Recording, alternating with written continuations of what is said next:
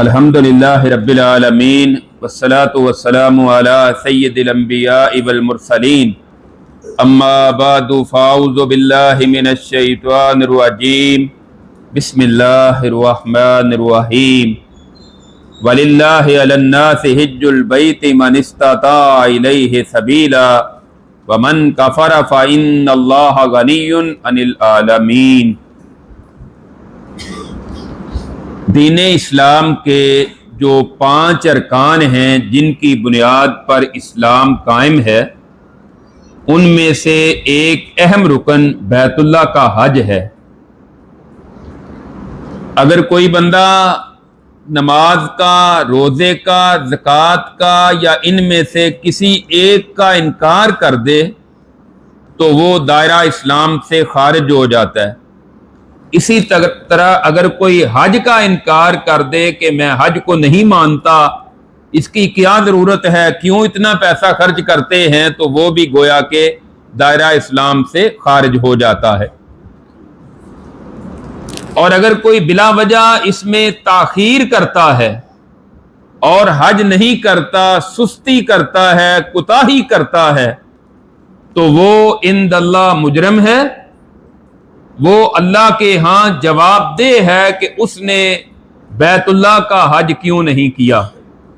سیدنا عمر رضی اللہ تعالیٰ عنہ فرماتے ہیں کہ میرا دل چاہتا ہے کہ مختلف علاقوں میں کچھ ذمہ دار نگران مقرر کر دوں جو تحقیق کریں کہ جو لوگ بلا وجہ حج نہیں کرتے ان پر جزیہ عائد کر دیا جائے، جو ایک ٹیکس ہے جو کفار پر عائد ہوتا ہے، وہ مسلمان نہیں ہے۔ اسی طرح فرماتے ہیں، ایک دوسری روایت میں ہے، سیدنا عمر رضی اللہ تعالیٰ عنہ کا ہی فرمان ہے، فرماتے ہیں کہ جو لوگ استطاعت کے باوجود حج نہیں کرتے، ہمیں ان کی کوئی پرواہ نہیں ہے، وہ یہودی ہو کر مر جائیں یا عیسائی ہو کر مریں، ہمیں ان سے کوئی سروکار نہیں ہے۔ تو اس سے معلوم ہوتا ہے کہ حج اسلام کا ایک اہم رکن ہے۔ ہاں، اس کی فرضیت کے لیے کچھ چیزیں ضروری ہیں، ان میں سے ایک قرآن کریم کی آیت مبارکہ جو ابھی میں نے پڑھی ہے، اس میں اللہ رب العزت نے ذکر فرمایا ہے وَلِلَّهِ عَلَى النَّاسِ حِجُّ الْبَيْتِ مَنِ اسْتَطَاعَ إِلَيْهِ سَبِيلًا۔ اللہ کے لیے، اللہ کی طرف سے لوگوں پر لازم ہے، فرض ہے، واجب ہے کہ وہ بیت اللہ کا حج کریں جو اس کے راستے کی استطاعت رکھتا ہے، جو استطاعت رکھتا ہے۔ اور استطاعت میں ایک تو ہے کہ بندہ اس کے پاس وسائل ہوں، حج کے لیے آج کل 10-15 لاکھ روپیہ کم از کم خرچ ہوتا ہے، یہ اس کے پاس ہو، وہ عاقل ہو، بالغ ہو، اور حالات پرامن ہو، راستے میں کسی قسم کے خطرات نہ ہو، تو وہ بیت اللہ کا حج جا کر امن و سکون کے ساتھ کر سکے، تو اس پر بیت اللہ کا حج فرض ہے۔ عورت کے لیے ایک اضافی شرط ہے محرم کی، کہ اس کے پاس باقی ساری چیزیں موجود ہوں، پھر بھی اگر محرم نہیں تو پھر محرم کے بغیر وہ نہیں جائے گی، محرم کے ساتھ ہی جا کر وہ حج کرے گی۔ اگر کوئی عورت بغیر محرم کے حج کر لیتی ہے تو اس کو گناہ ہوگا، البتہ اس کا حج جو ہے وہ ادا ہو جائے گا۔ جی، یہ پیپر جن احباب کو ضرورت ہے وہ لے لیں، دے دیں ادھر، اور بھی پیچھے بھی کسی کو چاہیے تو دے دیں۔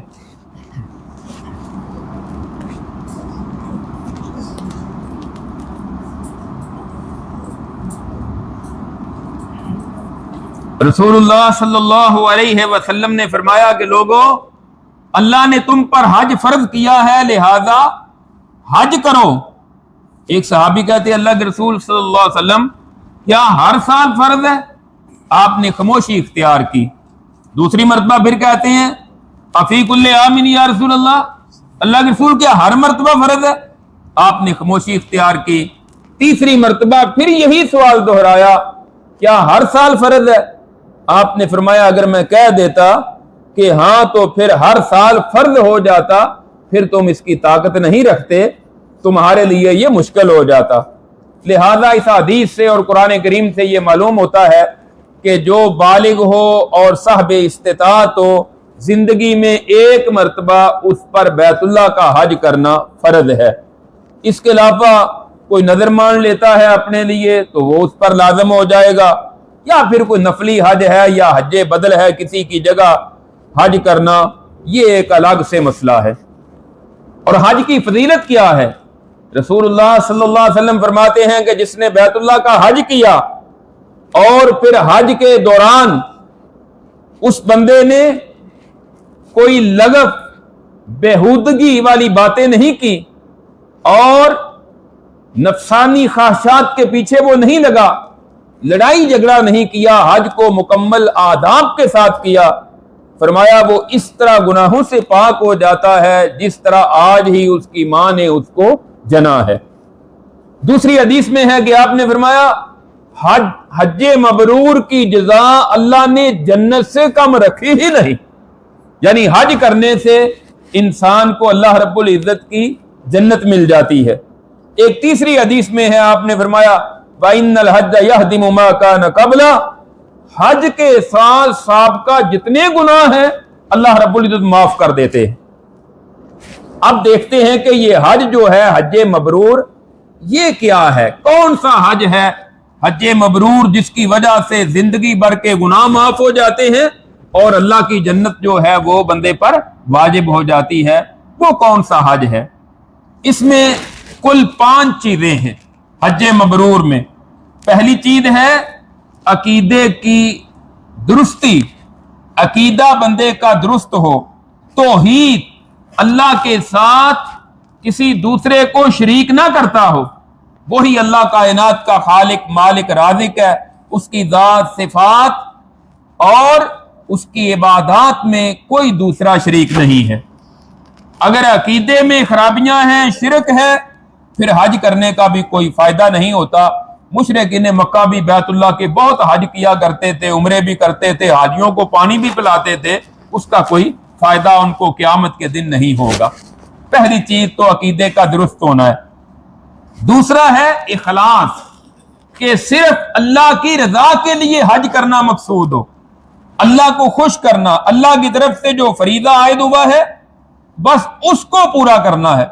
यह नहीं कि रियाकारी, दिखलावा, नमूदो नमाइश मकसद ना हो, ये कहलाना मकसूद ना हो कि लोग मुझे हाजी कहा करेंगे, या ज्यादा हज कर लूंगा तो मुझे लोग अलहाज कहा करेंगे। ये इंसान का मकसद नहीं होना चाहिए।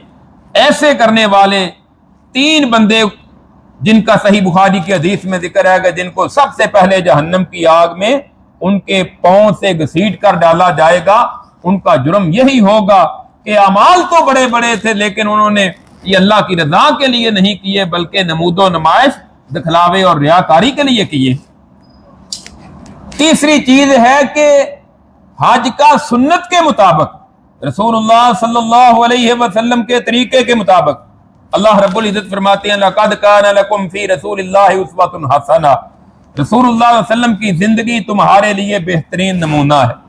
आप सल्लल्लाहु अलैहि वसल्लम ने हज्जतुल वदा के मौका पर इरशाद फरमाया था लिताखुदू अन्नी मनासिकाकुम फ़इन्नी ला अदरी लअल्ली ला अहुज्जु बाद हज्जती हाज़िही, कि लोगों मुझसे हज के तरीके सीख लो, हो सकता है कि आइंदा साल मैं तुम्हारे साथ हज नहीं कर सकूंगा। और ऐसा ही हुआ है कि रसूलुल्लाह सल्लल्लाहु अलैहि वसल्लम ने जिंदगी में एक ही हज किया है, यही आपका पहला हज था और यही आपका आखिरी हज है।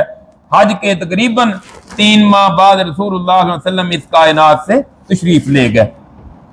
तो आपके तरीके के मुताबिक हज करना। आज बहुत सारे हज के तरीके सिखाने वाले, हज की तरबियत देने वाले, उनके अंदर बहुत सारी खराबियां हैं। मैंने जब हज के लिए जाना था तो मैंने बहुत सारी जगहों पर ट्रेनिंग की। एक जगह मैंने ट्रेनिंग की तो मैं लिखता गया तो 19 पॉइंट थे कि मैंने बाद में कहा कि मैंने कहा हज की ट्रेनिंग कराने वाले को मैंने कहा ये आपने हदीस के खिलाफ बताए हैं।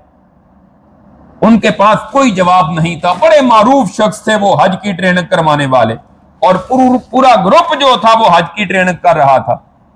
اور اسی طرح ایک اور موقع پر میں ٹریننگ کے لیے گیا تو وہاں میں نے دیکھا کہ انہوں نے اور بھی کئی باتیں بتائی ہیں، تو وہ بھی بہت بڑے مفتی تھے۔ میں نے کہا یہ جو آپ نے کہا ہے کہ طواف کے دوران آپ بیت اللہ کو دیکھ نہیں سکتے، اس کی کیا دلیل ہے؟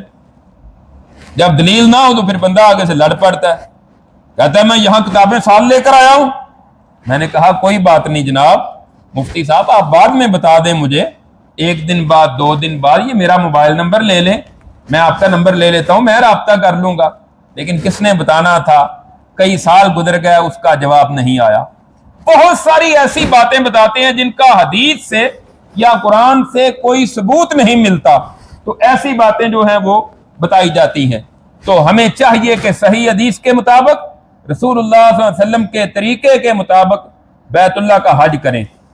اور اگر اس کا آپ نے خلاصہ پڑھنا ہو، حدیث جابر ہے رضی اللہ عنہ، صحیح مسلم میں 2950 نمبر حدیث ہے۔ نبی کریم صلی اللہ علیہ وسلم کا مدینہ سے لے کر آپ کا مکمل حج جو ہے وہ اس ایک حدیث کے اندر موجود ہے۔ خلاصہ تفصیلی مسائل تو پھر ظاہر ہے اس کے لیے تو سینکڑوں حدیث ہیں صحیح بخاری اور صحیح مسلم میں اور دیگر کتب حدیث میں، لیکن خلاصہ جو ہے وہ سیدنا جابر رضی اللہ عنہ کی حدیث میں موجود ہے، صحیح مسلم حدیث نمبر 2950 کے اندر۔ چوتھی چیز ہے کہ رزق حلال کا اہتمام کیا جائے۔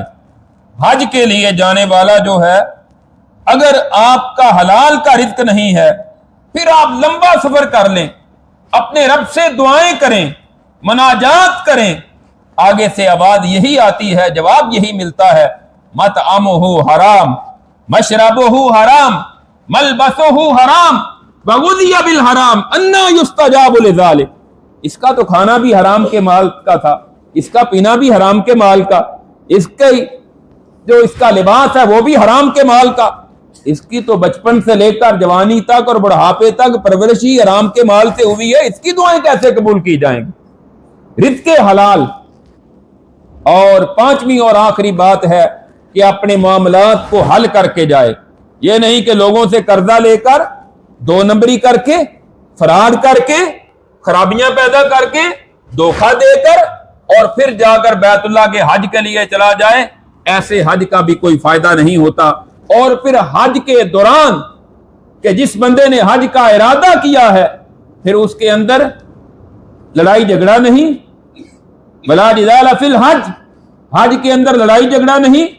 اسی طرح جنسی خواہشات اور بےہودگی اور فضولیات سے اپنے آپ کو بچائے۔ اگر یہ 5 شرطیں پائی جائیں گی، انشاءاللہ یہ حج مبرور ہوگا، جس کا بدلہ اللہ رب العزت نے جنت سے کم رکھا ہی نہیں۔ اب اس کے بعد ہم آتے ہیں کہ حج جو ہے اس کی 3 اقسام ہیں۔ حج کی حدیث سے ہمیں جو معلوم ہوتی ہیں، ایک ہے حج افراد، دوسرا ہے حج قران، اور تیسرا ہے حج تمتع۔ 3 حج کی اقسام ہیں۔ ان میں سے جو پہلا ہے حج افراد، یہ عام طور پر وہاں کے مقامی لوگ کرتے ہیں، اس میں قربانی نہیں ہوتی۔ حج کا طریقہ سب کا ایک ہی جیسا ہے، وہ صرف بیت اللہ کا جا کر حج کرتے ہیں، طواف قدوم کیا اور حج کے لیے چلے گئے۔ دوسرا ہے حج قران۔ حج قران یہ ہے کہ بندہ اپنے علاقے سے حج کے لیے جائے اور قربانیاں یا قربانی بھی ساتھ لے کر جائے، اور جا کر عمرہ کرے۔ عمرہ مکمل کرنے کے بعد احرام بھی نہیں کھولے گا، اپنے بال بھی نہیں کٹوائے گا، اور جتنے دن حج میں رہتے ہیں، 10 دن باقی ہیں، 15 دن باقی ہیں، وہ احرام کی حالت میں رہے گا، اور 8 ذو الحج سے پھر وہ حج کا آغاز کرے گا۔ 12 یا 13 ذو الحج کو حج مکمل کر کے وہ اپنا احرام جو کھولے گا، یا 10 ذو الحجہ کو طواف زیارت سے پہلے وہ جا کر احرام کھولے گا، تو یہ اس کا حج قران ہوگا۔ تیسری صورت ہے حج تمتع۔ باہر سے جتنے جانے والے احباب ہیں، تقریباً آپ کہہ سکتے ہیں کہ 99% لوگ حج تمتع ہی کرتے ہیں۔ رسول اللہ صلی اللہ علیہ وسلم نے اس کو پسند بھی کیا ہے، اس کی ترغیب بھی دی ہے، اور جو صحابہ قربانیاں ساتھ نہیں لے کر گئے تھے، آپ نے ان کو حکم بھی دیا تھا کہ تم حج تمتع کا ارادہ کر لو، اس لیے کہ اس میں آسانی ہے۔ हज तमत्तो ये है कि आप आजकल फ्लाइटें जारी हैं हज के लिए जा रही हैं, आपने उम्रे का एहराम बांधना है, आप गए बैतुल्लाह पहुंचे, उम्रा मुकम्मल किया, उसके बाद आपने एहराम खोल दिया अपनी हिजामत करवा कर, फिर आप बगैर एहराम के सादा कपड़ों में रहेंगे और 8 दुल्हज को आप हज का एहराम बांधेंगे और फिर 12-13 तक आप हज मुकम्मल करेंगे, तो इसको कहते हैं हज तमत्तो। इसका फायदा ये होता है कि आप पर बाकी सारे दिनों में कोई पाबंदी नहीं होती और ना आपको एहराम की हालत में रहना पड़ता है। रसूलुल्लाह सल्लल्लाहु अलैहि वसल्लम ने इसी को पसंद किया है और आज अक्सरियत लोग इसी पर अमल करते हैं। लिहाजा हम हज तमत्तो की तरफ ही आगे चलते हैं और इसकी आगे तफसील बयान करेंगे। बहुत सारे माशाअल्लाह इस इदारे में तालिब इल्म हैं जो यहां बैठे हुए हैं, तो आपकी ये ख्वाहिश हो कि या अल्लाह हमने उम्रे और हज का तरीका तो सीख लिया है तेरे रसूलुल्लाह सल्लल्लाहु अलैहि वसल्लम के फरमान पर अमल करते हुए, अब आगे असबाब तू पैदा कर दे तो इंशाअल्लाह जितना ज्यादा शौक होगा अल्लाह उतनी जल्दी अल्लाह ताला असबाब पैदा कर देंगे। मालिक के लिए कोई मुश्किल नहीं है। बाज़ औक़ात होता है कि मैं एक दफा ट्रेनिंग करवा रहा था तो कोई हज का इरादा नहीं, ट्रेनिंग करवा रहा था हज की, तो मैंने कहा दुआ करें अल्लाह हमें भी ले जाए। तो ऐसा ही हुआ कि हज से चंद दिन पहले वीजा आ गया और हज पर चला गया। तो इसलिए जब आप दुआ करेंगे ना और कोशिश करेंगे तो मालिक के लिए कोई मुश्किल नहीं है। आपके इसी इलाके दरोगे वाला में एक ऐसा वाकया भी हुआ था कि यहाँ एक दफा एक जगह दावत हुई एक होटल के अंदर और लोगों को कहा गया कि लोग जमा हो, लोग जमा हुए, तो एक कुरा निकला हज का और एक फ्री उम्रा। तो बाकी बाद में कुछ लोगों ने उनको पैसे जमा करवाए, जिन्होंने पैसे जमा करवाए थे उनका रह गया था और जिनका फ्री एक हज निकला था वो बेगम कोट के हमारे एक दोस्त हैं और दरोगे वाले के कारी साहब हैं, उनका फ्री उम्रा निकला था, उन दोनों का उम्रा भी हो गया और उसका हज भी हो गया था। तो बाज़ औक़ात अल्लाह ताला ऐसे असबाब भी पैदा कर देते हैं कि बंदे के लिए कोई मुश्किल नहीं होता, अल्लाह ताला गैबी मदद कर देते हैं। तो आज हम फिर दुआ करते हैं कि अल्लाह ताला हम सब को जल्द अज जल्द बैतुल्लाह का हज और उम्रा नसीब फरमाए। हज तमत्तो जो है इसके लिए सबसे पहला काम जो है वो है उम्रा करना, और उम्रे में जो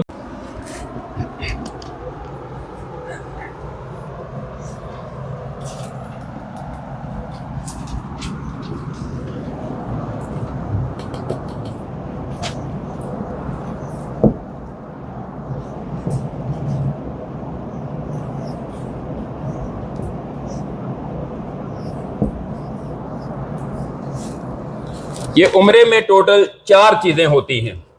अगर तो आप सिर्फ उम्रा करना चाहते हैं तो आप साल के किसी भी महीने में उम्रा कर सकते हैं, साल के किसी भी महीने में आप उम्रा कर सकते हैं। लेकिन अगर हज है तो ये सिर्फ हज के महीनों में है। अल हज अशहुरुम मालूमात, हज के महीने मालूम है। तुलबा में से कोई बताए कि हज के महीने कौन से हैं? कौन बताएगा? तुलबा में से सूरह बकरा का तर्जुमा तो आपने पढ़ा ही होगा, अल हज अशहुरुम मालूमात, हज के महीने कौन से हैं? जी तुलबा में से तालिब इल्म ही है माशाल्लाह जी, उन्होंने पहले हाथ खड़ा किया माशाल्लाह। शव्वाल और भी बहुत सारे अहबाब को जवाब आता होगा, लेकिन वो मेरा हाल झिझक की वजह से नहीं बोल रहे थे। आपको इसमें कोई शर्मिंदगी का इजहार नहीं करना चाहिए बल्कि बताना चाहिए हाथ खड़ा करके। तो शव्वाल ज़ुल्क़अद जो महीना जा रहा है और ज़ुल्हज का पहला अशरा है, इसको अल्लाह रब्बुल इज़्ज़त ने कुरान करीम में हज के महीने करार दिए हैं कि हज का एहराम बंदा इन महीनों में बांध सकता है। चूँकि उम्रा तो साल के किसी भी महीने में हो सकता है और वो 3-4 घंटे का काम होता है उम्रा। हज जो है वो साल में सिर्फ एक ही मरतबा होता है, उसके मखसूस अय्याम है और कम अज कम उसके 5 या 6 दिन حج میں لگتے ہیں، ایسا نہیں ہے کہ ایک آدھے دن کا کام ہے کہ بندہ حج کر کے واپس آ جائے۔ اب ہم آتے ہیں عمرے کی طرف۔ عمرے میں پہلا کام ہے احرام باندھنا۔ احرام سے مراد ایک ہے مرد کا احرام، دوسرا ہے عورت کا احرام۔ احرام سے مراد ہے دو چادریں مرد کے لیے، ایک چادر اپنی تہبند یا شلوار کی جگہ پر باندھے گا، چادر جس طرح مرضی آپ باندھ سکتے ہیں، کوئی پابندی نہیں، چادر اس طرح دو چادریں، سفید ہو جائیں تو بہتر ہے، وگرنہ دوسرے کلر کی بھی چل سکتی ہیں، کوئی ایسی پابندی نہیں ہے۔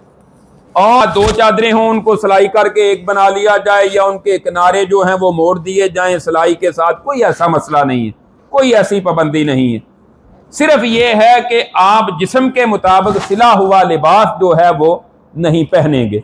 اور میں کوشش کروں گا کہ یہ آسان سے آسان کر کے آپ کو بتاؤں یہ حج کے جو مسائل ہیں، کیونکہ مشکل کرنے والوں نے تو پہلے ہی بہت زیادہ مشکل کر دیا ہے، تو آسان کر کے تاکہ آپ کو یاد بھی رہے۔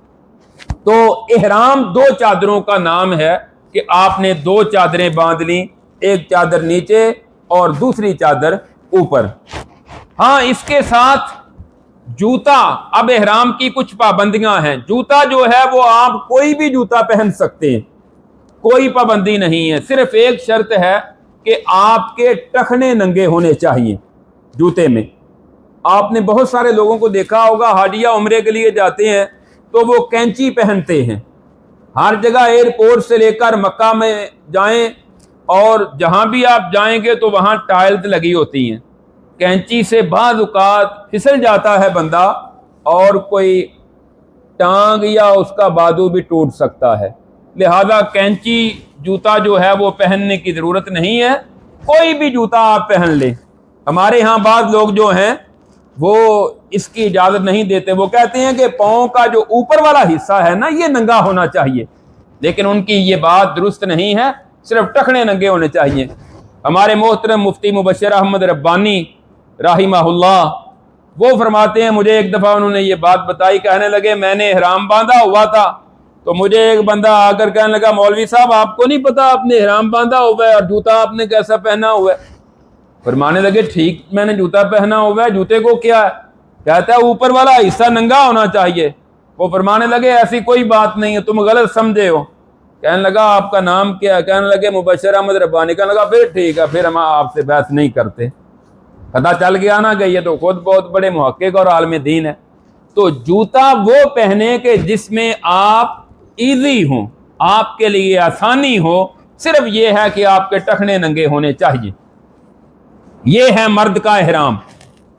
عورت کا احرام اس کا عام روٹین کا لباس، جس کلر کا مرضی ہو، کوئی پابندی نہیں ہے۔ ہاں، جو اوپر نقاب ہے اس سے آپ صلی اللہ علیہ وسلم نے منع کیا ہے۔ عورت نقاب سے مراد ہے کہ اس کا سلائی کر کے جسم کے مطابق نقاب جو ہے وہ سلایا گیا ہو، اور جو عورتیں عام طور پر یہ ناک پر باندھتی ہیں، اس سے نبی صلی اللہ علیہ وسلم نے منع فرمایا ہے۔ لیکن اس کا یہ مطلب قطعاً نہیں ہے کہ عورت پردہ نہیں کرے گی۔ سیدہ عائشہ رضی اللہ تعالیٰ عنہ بیان کرتی ہیں، حدیث میں ہے، فرماتی ہیں کہ ہم رسول اللہ صلی اللہ علیہ وسلم کے ساتھ تھے حج کے موقع پر، جب آگے سے مرد ہمارے قریب آتے تو ہم پردہ کر لیا کرتی تھی۔ تو یہ بعض لوگوں نے مشکلات پیدا کی ہے، وہ کیپ پہنا کر عورتوں کو اس کے اوپر سے پردہ لٹکاتے ہیں کہ چہرے کے ساتھ نہ لگ جائے، ایسی کوئی بات نہیں ہے۔ صرف نقاب باندھنا جو ہے یا ایک خاص سلائی کر کے نقاب استعمال کرنا، اس سے منع کیا گیا ہے۔ باقی وہ بڑی چادر لے لے یا عورتوں کے لیے رومالی ٹائپ ہوتی ہے وہ لے لے، اس کے ساتھ وہ پردہ بکل مار کے کر لے، یا جس انداز میں بھی پردہ جو ہے یہ شریعت کا ایک حکم ہے جو عام حالات میں بھی فرض ہے اور احرام کی حالت میں بھی فرض ہے، اس کی کوئی گنجائش نہیں ہے کہ وہ بے پردگی اختیار کرے۔ اب ہم آتے ہیں کہ احرام کی کچھ پابندیاں ہیں کہ ان پابندیوں کو لازمی طور پر اختیار کرنا پڑتا ہے۔ پابندیاں کیا ہیں؟ کہ جب آپ نے احرام باندھ لیا، احرام باندھنے کے بعد آپ خوشبو نہیں لگا سکتے، خوشبو احرام کے بعد نہیں لگا سکتے۔ احرام باندھنے کے بعد آپ ناخن نہیں تراش سکتے، احرام باندھنے کے بعد آپ بال نہیں کٹوا سکتے، وہ سر کے ہوں، مونچھوں کے ہوں یا جسم کے کسی بھی حصے کے ہوں، آپ بال نہیں کٹوا سکتے۔ احرام باندھنے کے بعد آپ گلوز نہیں پہن سکتے، دستانے استعمال نہیں کر سکتے۔ احرام باندھنے کے بعد آپ جرابیں استعمال نہیں کر سکتے یا موزے نہیں پہن سکتے۔ احرام باندھنے کے بعد آپ اپنے سر پر کوئی کپڑا، ٹوپی، پگڑی وغیرہ نہیں لے سکتے۔ احرام باندھنے کے بعد آپ جسم پر سلا ہوا کوئی لباس نہیں پہن سکتے، وہ پینٹ ہو، وہ شلوار ہو، وہ قمیص ہو، وہ بنیان ہو، وہ اس کے اوپر کوئی جیکٹ ہو، اس طرح کی کوئی بھی چیز ہو، یہ احرام کی حالت میں پہننی جائز نہیں ہے۔ رسول اللہ صلی اللہ علیہ وسلم نے ان ساری چیزوں سے منع فرما دیا ہے۔ عورت کے لیے پابندی، وہ دستانے نہیں پہنے گی اور نقاب نہیں باندھے گی، اور باقی وہ کچھ پابندیاں جو باقی ہیں وہ اس کے ساتھ ہی ہیں۔ اسی طرح احرام کی حالت میں آپ نکاح نہیں کر سکتے، نہ نکاح کروا سکتے ہیں احرام کی حالت میں۔ خشکی کا شکار نہیں کر سکتے احرام کی حالت میں، نہ اس میں آپ معاون بن سکتے ہیں، مددگار بن سکتے ہیں کہ کوئی شکار کر رہا ہو، آپ اس کو نیزہ پکڑا دیں، یا کوئی شکار والی چیز ہے آپ اس کو گن پکڑا دیں، آپ کسی بھی طرح اس کے ساتھ شامل ہو جائیں۔ تری والے شکار کی اجازت ہے، خشکی والا شکار نہیں کر سکتے۔ یہ ہیں احرام کی پابندیاں۔ کوئی رہ جائے گی تو پھر آپ سوال کر سکتے ہیں یا بعد میں اس کے متعلق پوچھ سکتے ہیں۔ خوشبو جو ہے وہ دونوں کے لیے ہے، باقی پابندیاں بھی ہیں، عورتوں کے لیے بھی ہیں جن کا میں نے ذکر کر دیا ہے۔ صرف لباس کی پابندی ان کے لیے نہیں ہے کہ لباس ان کا جیسا تیسا بھی ہو، اس پر کوئی پابندی نہیں، اوپر برقع بھی پہن لے اس پر بھی کوئی پابندی نہیں ہے۔ یہ ہے احرام کی کچھ پابندیاں۔ اب اس کے بعد ہے کہ آپ نے احرام کہاں سے باندھنا ہے۔ نبی کریم صلی اللہ علیہ وسلم نے 5 میقات مقرر کیے ہیں احرام کے لیے کہ آپ کے بغیر آگے نہیں گزر سکتے۔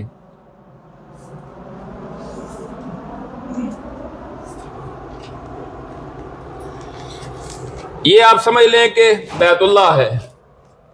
اب اس کے 5 میقات ہیں رسول اللہ علیہ وسلم نے جن کا ذکر کیا ہے۔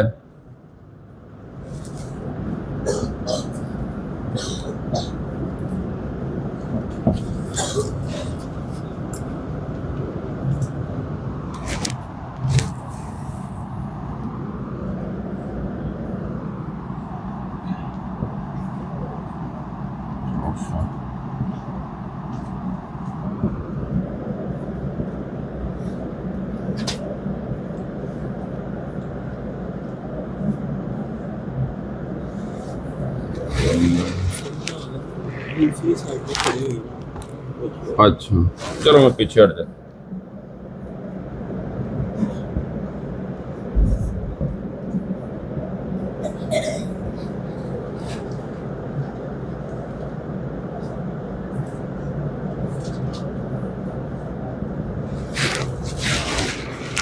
یہ جی 5 میقات ہیں کہ آپ بیت اللہ میں کسی بھی طرف سے آئیں گے تو ان مواقیت میں سے کسی میقات سے آپ گزر کر آگے جائیں گے۔ پہلا اس میں نے لکھا ہے یلملم۔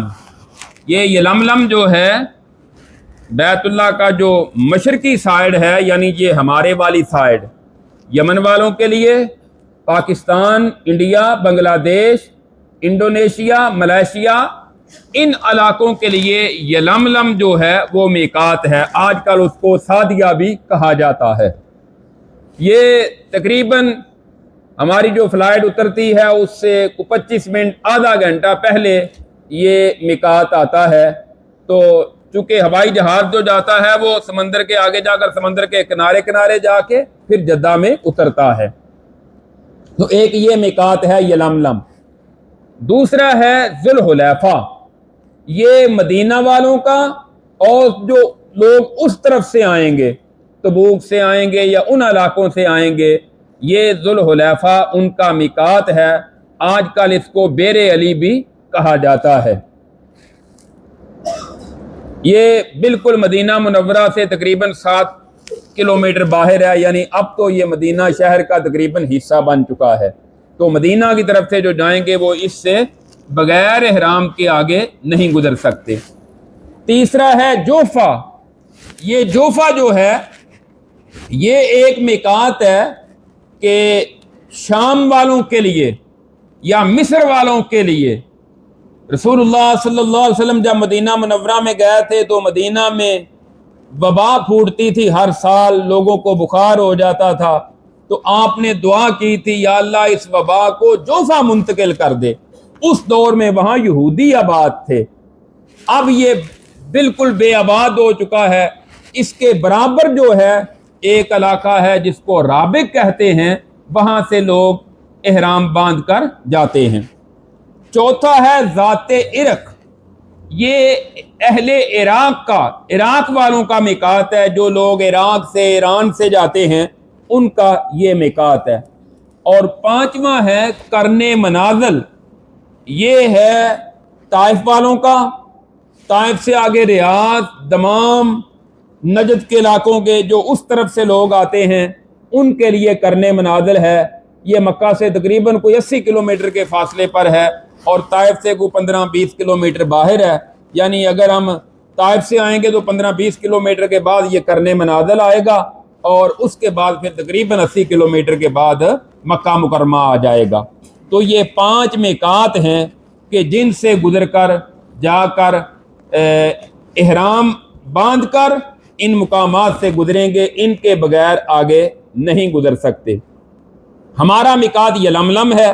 2 طریقے ہوتے ہیں، کچھ فلائٹیں جو شروع میں جاتی ہیں یہ ڈائریکٹ مدینہ جاتی ہیں، اور جو مدینہ جانے والے ہیں وہ یہاں سے بغیر احرام کے جائیں گے، وہ مدینہ سادے لباس میں جائیں گے، اور پھر مدینہ منورہ سے جب وہ مکہ کی طرف جائیں گے تو وہ ذوالحلیفہ سے جا کر احرام باندھ کر مکہ مکرمہ جا کر عمرہ کریں گے۔ اور جن کی ڈائریکٹ یہاں سے فلائٹ جدے کی ہوگی وہ یہاں سے احرام باندھ لیں گے۔ اب یہاں سے کہاں سے احرام باندھیں گے؟ ان کے لیے بہتر یہ ہے کہ رسول اللہ صلی اللہ علیہ وسلم نے احرام باندھنے سے پہلے غسل کیا ہے تو وہ اپنے گھر سے غسل کر لیں، کیونکہ ہمارے ایئرپورٹ پر اتنا کوئی وسیع انتظام نہیں ہے کہ جہاں جا کر آپ آسانی کے ساتھ غسل بھی کر سکیں، مشکل ہوتا ہے۔ اپنے گھر سے غسل کر لیں اور پھر ایئرپورٹ میں جا کر جو لاؤنج ہوگا وہاں آپ بیٹھیں، اور وہاں جگہ ہے نماز کے لیے تو وہاں آپ 2 چادریں باندھ لیں، وہاں وضو کر لیں اور 2 چادریں باندھ لیں، اور اس کے بعد آپ جہاز میں سوار ہو جائیں گے۔ اس کے ساتھ ہی کچھ باتیں ہوتی ہیں کہ جو ٹیکنیکل ہوتی ہیں اور تکنیکی بنیادوں پر ہوتی ہیں، ان میں سے 1-2 چیزیں تو یہ ہیں کہ آپ جب گھر سے ایئرپورٹ جاتے ہیں تو کوشش کریں کہ کم سے کم کھائیں پیئیں، زیادہ کھانے پینے سے اجتناب کریں۔ ایئرپورٹ پر بیٹھے رہے وہاں بھی کم از کم کھانا پینا جو ہے وہ استعمال کریں۔ پھر آپ جہاز میں سوار ہو گئے وہاں بھی کم از کم کھائیں، تھوڑی دیر کے بعد وہ آ جائیں گے، آپ کو پانی لا کر پیش کریں گے، پھر بوتل لے آئیں گے، پھر چائے لے آئیں گے، پھر آپ کو کھانا دیں گے۔ بندہ کہتا ہے 10-15 لاکھ روپیہ دیا ہوا ہے، پیسے تو پورے کریے نا، لیکن وہ نقصان اس کا کیا ہوتا ہے کہ پھر جب جہاز کے اندر واش روم میں جانا پڑتا ہے وہ بہت تنگ ہوتا ہے، وہاں آپ کا احرام بھی خراب ہو سکتا ہے اور جسم پر بھی چھینٹے وغیرہ پڑ سکتے ہیں۔ لہذا کوشش یہ کرنی چاہیے کہ آپ کو جہاز کے اندر ٹوائلٹ میں نہ جانا پڑے۔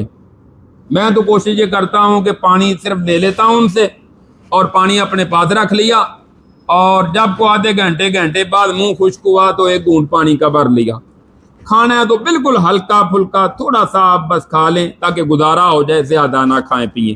یہ کچھ تجربے کی باتیں ہونی ہے جن کا شریعت کے ساتھ تعلق نہیں، لیکن آپ کو ان تجربات سے فائدہ اٹھانا چاہیے۔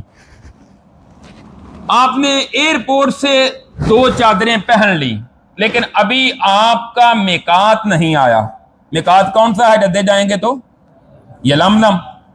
اب آپ جہاز میں بیٹھ گئے، سردی لگی، آپ ان کو کہیں گے کمبل دے دو، وہ جہاز والے دے دیں گے، آپ اوپر بھی لے سکتے ہیں۔ آپ نے چادریں باندھی ہوئی ہیں لیکن ابھی آپ پر کوئی پابندی عائد نہیں ہوئی. پابندی جا کر تب عائد ہوگی جب آپ میقات پر پہنچیں گے. میقات پر پہنچنے سے کچھ دیر پہلے اعلان کیا جاتا ہے کہ آپ کا میقات قریب ہے، آنے والا ہے، لہذا جنہوں نے چادریں باندھنی ہیں وہ باندھ لیں، احرام باندھ لیں. وگرنہ آپ نے چادریں باندھی ہوتی ہیں تو آپ ذرا ریڈی ہو جائیں، اور جب میقات آئے گا تو پھر وہ اعلان کرتے ہیں جہاد میں. اگر تو سعودی ایئر لائن ہوگا تو پھر وہ عربی میں اعلان کریں گے اور انگریزی میں اعلان کریں گے، اور اگر ہمارا پی آئی اے یا فلائی جناب وغیرہ ہوا تو پھر وہ اردو میں بھی اعلان کرتے ہیں اور ساتھ انگریزی میں کرتے ہیں. بہرحال اتنا پتہ چل جاتا ہے کہ ہم میقات سے گزر رہے ہیں. اور سعودی ایئر لائن جو ہے اس کے تو طیارے ویسے سامنے سکرین بھی ہوتی ہے، بلکہ ہر سیٹ کے پیچھے بھی سکرین ہوتی ہے، اس پہ مکمل نقشہ آ رہا ہوتا ہے کہ اب ہم کہاں پہنچ گئے ہیں، اب ہمارا کتنا سفر ہو گیا، کتنے منٹ کا رہ گیا، کتنے کلومیٹر، اور ہماری ہائٹ اس وقت بلندی کتنی ہے. تقریباً 36,000 بلندی کے 36,000 فٹ بلندی کی جہاز پر اونچا جا کر اڑتا ہے. تو وہاں سب کچھ آپ نقشہ آپ کے سامنے آ رہا ہوتا ہے کہ ہم فلاں فلاں جگہ پہنچ گئے اور ہمارا میقات اتنا دور رہ گیا. سعودی ایئر لائن کے جہاز اچھے ہیں، ہمارے باقی کمپنیوں کے، بہرحال پی آئی اے کا بھی اچھا سسٹم ہے. تو آپ نے جب میقات آئے گا، اعلان ہوگا، اس وقت آپ نے احرام کی گویا کہ نیت کرنی ہے. رسول اللہ صلی اللہ علیہ وسلم نے جو الفاظ بتائے ہیں وہ آپ نے زبان سے بھی ادا کرنے ہیں. لبیک اللہم عمرہ، یا اللہم لبیک عمرہ، اے اللہ میں عمرے کے لیے حاضر ہوں. یہ کلمات آپ نے کہنے ہیں. لبیک اللہم عمرہ، یا اللہم لبیک عمرہ، اے اللہ میں عمرے کے لیے حاضر ہوں. یہ کلمات آپ نے کہہ کر اس کے ساتھ آپ نے اونچی آواز میں تلبیہ پڑھنا شروع کر دینا ہے. لبیک اللہم لبیک، لبیک لا شریک لک لبیک، ان الحمد والنعمت لک والملک لا شریک لک. یہ تلبیہ آپ نے پڑھنا شروع کر دینا، اور تلبیہ بلند آواز سے پڑھتے رہیں وقتاً فوقتاً. یعنی کچھ دیر آپ پڑھتے ہیں، پھر آپ تھوڑی دیر کے لیے ریسٹ کر لیتے ہیں، پھر آپ پڑھنا شروع کر دیں. یہ آپ نے مسلسل پڑھتے رہنا ہے. اور کب تک پڑھتے رہنا ہے؟ جب تک آپ بیت اللہ میں نہیں پہنچ جاتے اس وقت تک آپ نے تلبیہ پڑھتے رہنا ہے. جب بیت اللہ میں پہنچ جائیں، طواف شروع کرنے لگیں، پھر آپ کا تلبیہ ختم ہو گیا. عمرے کے لیے جو آپ نے احرام باندھا ہے اس کا تلبیہ آپ کا بیت اللہ کا طواف شروع کرنے تک جاری رہے گا. اور آپ نے پہلے عورتیں ذرا آہستہ آواز سے تاکہ مردوں کو سنائی نہ دے، اور مرد جو ہے وہ بلند آواز کے ساتھ تلبیہ پڑھتے رہیں. اس کی بھی حدیث میں بہت فضیلت آئی ہے. میں بہت ساری چیزوں کو مختصر کر کے جا رہا ہوں، اگر تفصیلاً بتائی جائیں تو شاید کو 3-4 گھنٹے لگ جائیں، اس لیے اختصار کے ساتھ بتا رہا ہوں تاکہ تھوڑے ٹائم میں ہم زیادہ چیزیں سیکھ لیں. آپ ایئرپورٹ، آپ میقات پر گزرے، میقات سے آپ نے احرام باندھ لیا، اس کے بعد جو پابندیاں جن کا میں نے ذکر کیا ہے وہ آپ پر لاگو ہو جاتی ہیں. اب آپ کے سر پر کوئی کپڑا نہیں ہونا چاہیے، خوشبو استعمال نہیں کرنی، باقی جو دیگر پابندیاں جن کا میں ذکر کر چکا ہوں. جب آپ جدہ ایئرپورٹ پر اترے تو وہاں آپ کو اترنے کے بعد سٹیمپ لگے گی سعودیہ انٹری کی آپ کے پاسپورٹ پر. ایک یہ بات بھی یاد رکھنی ہے کہ اپنا پاسپورٹ آئی ڈی کارڈ کی ضرورت نہیں ہوتی، شناختی کارڈ کی ضرورت نہیں، کاپی رکھ لیں رکھنی ہے، باقی اور آپ کو کسی چیز کی ضرورت نہیں ہوتی. یا وہ پولیو والے جو ہیں آپ کے کارڈ وغیرہ آپ کو ملیں گے یلو کلر کے، وہ ہو گئے، یا اس کے علاوہ ٹکٹ ہے آپ کی. اس کے علاوہ باقی چیز ڈاکومنٹس ہیں. پچھلے دنوں ہمارے ایک دوست ہیں وہ عمرے کے لیے گئے تو وہ 4-5 اے ٹی ایم بینکوں کے کارڈ تھے، آئی ڈی کارڈ تھے 2-3 ان کے پاس، ان کا، ان کی والدہ کا، اور پیسے بھی تھے، ڈرائیونگ لائسنس بھی تھا. وہ ساری چیزیں وہاں ان کا وہ پرس نکل گیا، بٹوا نکل گیا تو وہ ساری چیزیں ہی گئی. تو اس لیے باقی چیزیں ساتھ لے جانے کی ضرورت نہیں، پاسپورٹ آپ کے پاس ضروری ہونا چاہیے. اچھا، بعض لوگ یہ بھی غلطی کر جاتے ہیں کہ اپنا جو احرام ہے وہ بھی بیگ جو آپ نے وہاں جمع کروایا ہے نا اس کے اندر رکھ کے جمع کروا دیتے ہیں. بعد میں ایئرپورٹ پہ دیکھتے ہیں کہ اب احرام باندھنا ہے، اب کیا کریں؟ اس کو آپ دستی جو آپ کا ہینڈ بیگ ہوگا اس کے اندر آپ نے احرام رکھنا ہے. اس کو اس کے اندر ڈالیں، احرام ہے یا احرام کے ساتھ آپ کا بیلٹ ہے، جو چیزیں استعمال ہونے والی ہیں۔ اچھا، احرام کی حالت میں اب آپ خوشبو لگانی نہیں، لیکن اگر کسی سے خوشبو آ جاتی ہے تو اس پہ تو آپ پابندی نہیں نہ لگا سکتے۔ اسی طرح ایک دفعہ جدہ ایئرپورٹ پہ ایک بندہ مجھے کہنے لگا جی یہ میں جوس پی سکتا ہوں؟ میں نے کہا کیوں، روزہ رکھا ہوا ہے؟ کہتا نہیں روزہ نہیں رکھا ہوا، اس سے خوشبو آ رہی ہے۔ تو بھائی جوس سے خوشبو آ رہی تو آپ کو کیا کہتی ہے، آپ پی لیں۔ تو یہ بے جا پابندیاں ہیں کہ یہ نہیں کر سکتے، وہ نہیں کر سکتے۔ ہاں ایک بات یہ بھی مجھے یاد آئی کہ رسول اللہ صلی اللہ علیہ وسلم کی یہ بھی سنت ہے کہ احرام کی چادریں باندھنے سے پہلے غسل کرنے کے بعد اپنے جسم پر آپ نے خوشبو لگائی ہے، اس دوران آپ لگا سکتے ہیں خوشبو، اس کے بعد آپ چادریں باندھ لیں، بعد میں خوشبو آتی بھی رہے تو کوئی حرج نہیں۔ غسل کرنے کے بعد احرام کی چادریں باندھنے سے پہلے، لیکن بعد میں پھر جب احرام باندھ لیا پھر آپ خوشبو استعمال نہیں کریں گے عمرہ مکمل کرنے تک۔ جدہ ایئرپورٹ پر آپ اترے، وہاں اتر کر آپ نمازیں پڑھیں۔ اس کے ساتھ ایک اور بات جو ہے کہ جب آپ نے ادھر سے ایئرپورٹ سے چادریں باندھی ہیں تو احرام کی کوئی نماز نہیں ہے۔ رسول اللہ صلی اللہ علیہ وسلم نے فرضی نماز کے بعد احرام باندھا تھا۔ اگر فرضی نماز کا ٹائم ہے تو آپ نماز پڑھ لیں، اگر دو نمازیں جمع ہو سکتی ہیں، مثال کے طور پہ آپ کی فلائٹ 2 بجے کی ہے، آپ 12:30 بجے، 1 بجے آپ دونوں نمازیں پڑھ لیں ظہر عصر کی، اس کے بعد آپ احرام باندھ لیں۔ یا آپ کی فلائٹ عشاء کے وقت سے پہلے ہے تو آپ مغرب عشاء کی دونوں نمازیں جمع کر لیں، اور اگر فلائٹ عصر کے بعد کی ہے تو پھر آپ عصر پڑھ کے جائیں گے، مغرب اور عشاء دونوں نمازیں جا کر آپ ادھر پڑھ لیں۔ لیکن بعض اوقات ایسا ہوتا ہے کہ کسی نماز کا ٹائم نکل جاتا ہے، پھر آپ راستے میں بھی پڑھ سکتے ہیں، جہاز پر بھی۔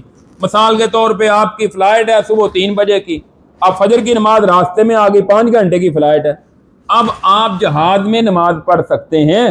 ظاہر ہے نماز تو آپ ضائع نہیں کریں گے۔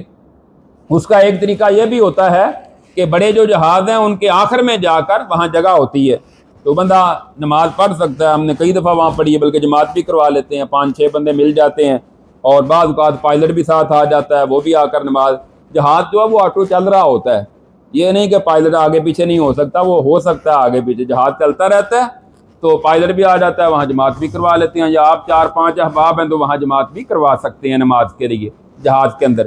دوسری صورت میں نے ذکر کر دی کہ آپ دونوں نمازیں جمع یا پہلے کر لیں، جمع تقدیم کی صورت یا جمع تاخیر کی صورت، یہ حدیث سے ثابت ہے۔ جدہ ایئرپورٹ پر اترے، آپ اپنے پاسپورٹ پر سٹیمپ لگوائیں گے، پاسپورٹ انٹری کی سٹیمپ لگ جائے گی، آپ کو آپ کا سامان انتظار کریں، مل جائے گا، سامان لے کر آپ باہر جائیں گے، وہاں بس والے آپ کا انتظار کر رہے ہوں گے، آپ کا پاسپورٹ دیکھیں گے کہ آپ کا کس کمپنی کا ویزا لگا ہوا ہے، ان لوگوں کو وہ اپنی اپنی بسوں میں بٹھاتے جائیں گے، پھر وہ آپ کو مکہ مکرمہ لے جائیں گے۔ اس سفر میں مکہ اترنے کے بعد 4 گھنٹے بھی لگ سکتے ہیں، 3 بھی لگ سکتے ہیں، 6 گھنٹے بھی لگ سکتے ہیں، بڑے حوصلے کے ساتھ، صبر کے ساتھ۔ اللہ تعالیٰ نے ایسے ہی نہیں کہہ دیا ولا جدال فی الحج، کہ حج میں لڑائی جھگڑا نہیں ہے، لوگ لڑتے بڑے، حاجی بڑے گرم ہوتے ہیں ایک دوسرے سے، ہمیں کمرہ کیوں نہیں ملا۔ اب ظاہر ہے کہ 300 بندہ آیا ہے تو 300 بندے کو یکدم تو وہ کمرہ ہی دے دیں گے، کمرے آہستہ آہستہ دیکھیں گے کہ 4 بندے کہاں جا سکتے ہیں، 3 بندے کس کمرے میں ہیں، 8 بندے کس طرح دینے ہیں ہم نے، وہ ساری مینجمنٹ پہ کچھ ٹائم لگتا ہے، گھنٹہ 2 گھنٹے 3 گھنٹے بھی لگ جاتے ہیں۔ انتظار کریں، راستے میں بھی بس آپ کی تفتیش جہاں آتی ہے وہاں چیکنگ ہوتی ہے، تو یہ ساری چیزیں جو ہیں صبر حوصلے کے ساتھ۔ مکہ مکرمہ پہنچنے کے بعد آپ نے اپنا سامان رکھا اپنے کمرے میں، اس کے بعد اگر تو ٹائم ہے ریسٹ کرنے کا تو ریسٹ کر لیں، کوئی پابندی نہیں ہے۔ بعض لوگ حاجی جو ہیں پہلے سارا دن مہمان نہیں چھوڑتے، گھر میں آ رہے ہیں حاجی کو الوداع کرنے کے لیے، جی حاجی صاحب جا رہے ہیں، کوئی ادھر سے آ رہا ہے، سونے نہیں دیتے اس کو، پھر وہ 4-5 گھنٹے پہلے ایئرپورٹ پہ جاتا ہے، وہاں جا کر انتظار کرنا پڑتا ہے، 5 گھنٹے کی فلائٹ ہے، 5-6 گھنٹے آگے لگ گئے۔ مکہ پہنچنے کے بعد فوری طور پر کہتے ہیں جی بس اب عمرہ کرو جتنی جلدی ہو جائے، ادھر سے گر رہا ہوتا ہے، اس کے ہوش و حواس قائم نہیں ہوتے، نیند کی وجہ سے ادھر عمرہ کرنے چلے جاتے ہیں، پھر پریشانی بنتی ہے، ادھر جا کے بیٹھ جاتے ہیں کہ اب کیا کریں۔ آپ ریسٹ کریں، نماز کا ٹائم ہو گیا، نماز پڑھ کے آ جائیں، واپس آ کر سو جائیں، 2 گھنٹے 4 گھنٹے 6 گھنٹے 8 گھنٹے، رات ساری سوئے رہیں، پھر اگلے دن عمرہ کر لیں، کوئی پابندی نہیں ہے۔ सर पर कपड़ा ना लें, बाकी आप पर पाबंदी कोई नहीं।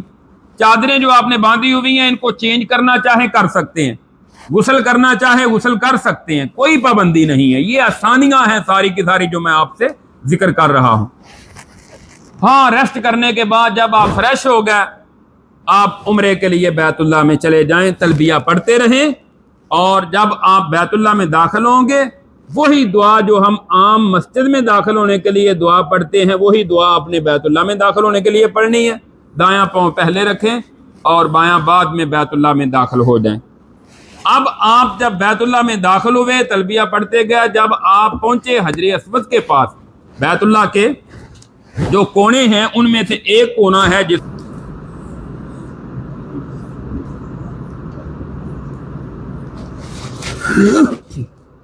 ये हैं बैतुल्लाह के कोने।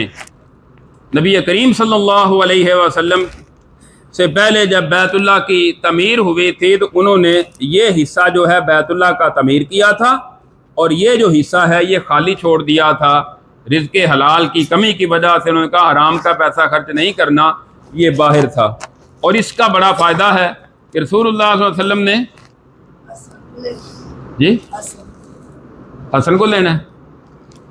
दसो जी, हसन सही कौन है, हसन या सही को? हसन बताएं जी। हसन ले जाते ही या हसन ले गहरे ही?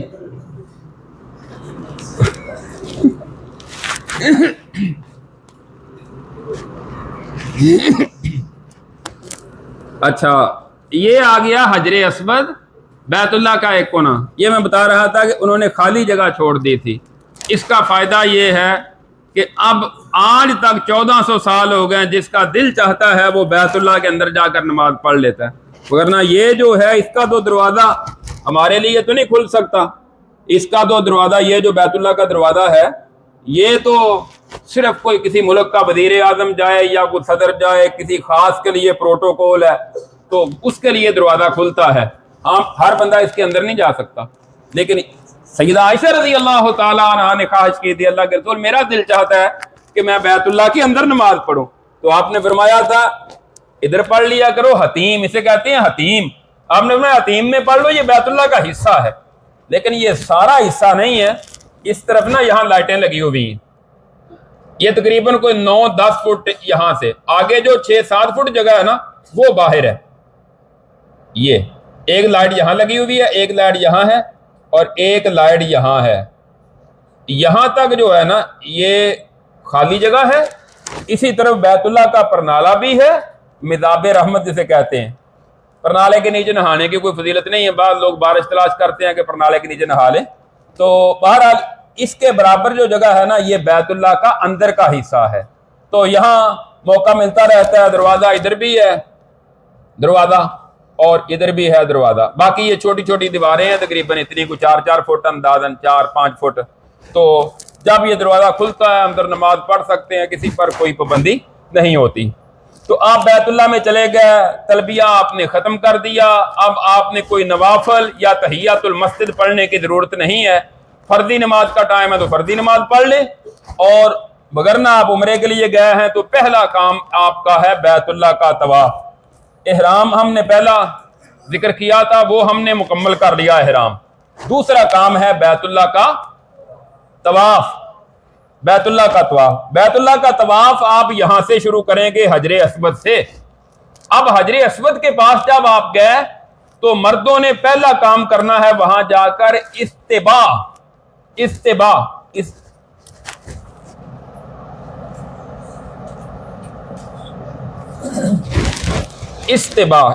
किसे कहते हैं कि आपने जो ऊपर चादर ली हुई है ना, इसको दाएं कंधे के नीचे से निकालें और बाएं कंधे के ऊपर डाल लें। पहले हमने डाली हुई थी चादर ऊपर, ठीक है। इधर से मुझे कोई रुमाल दे, मैं आपको प्रैक्टिकल करके भी बता दूं।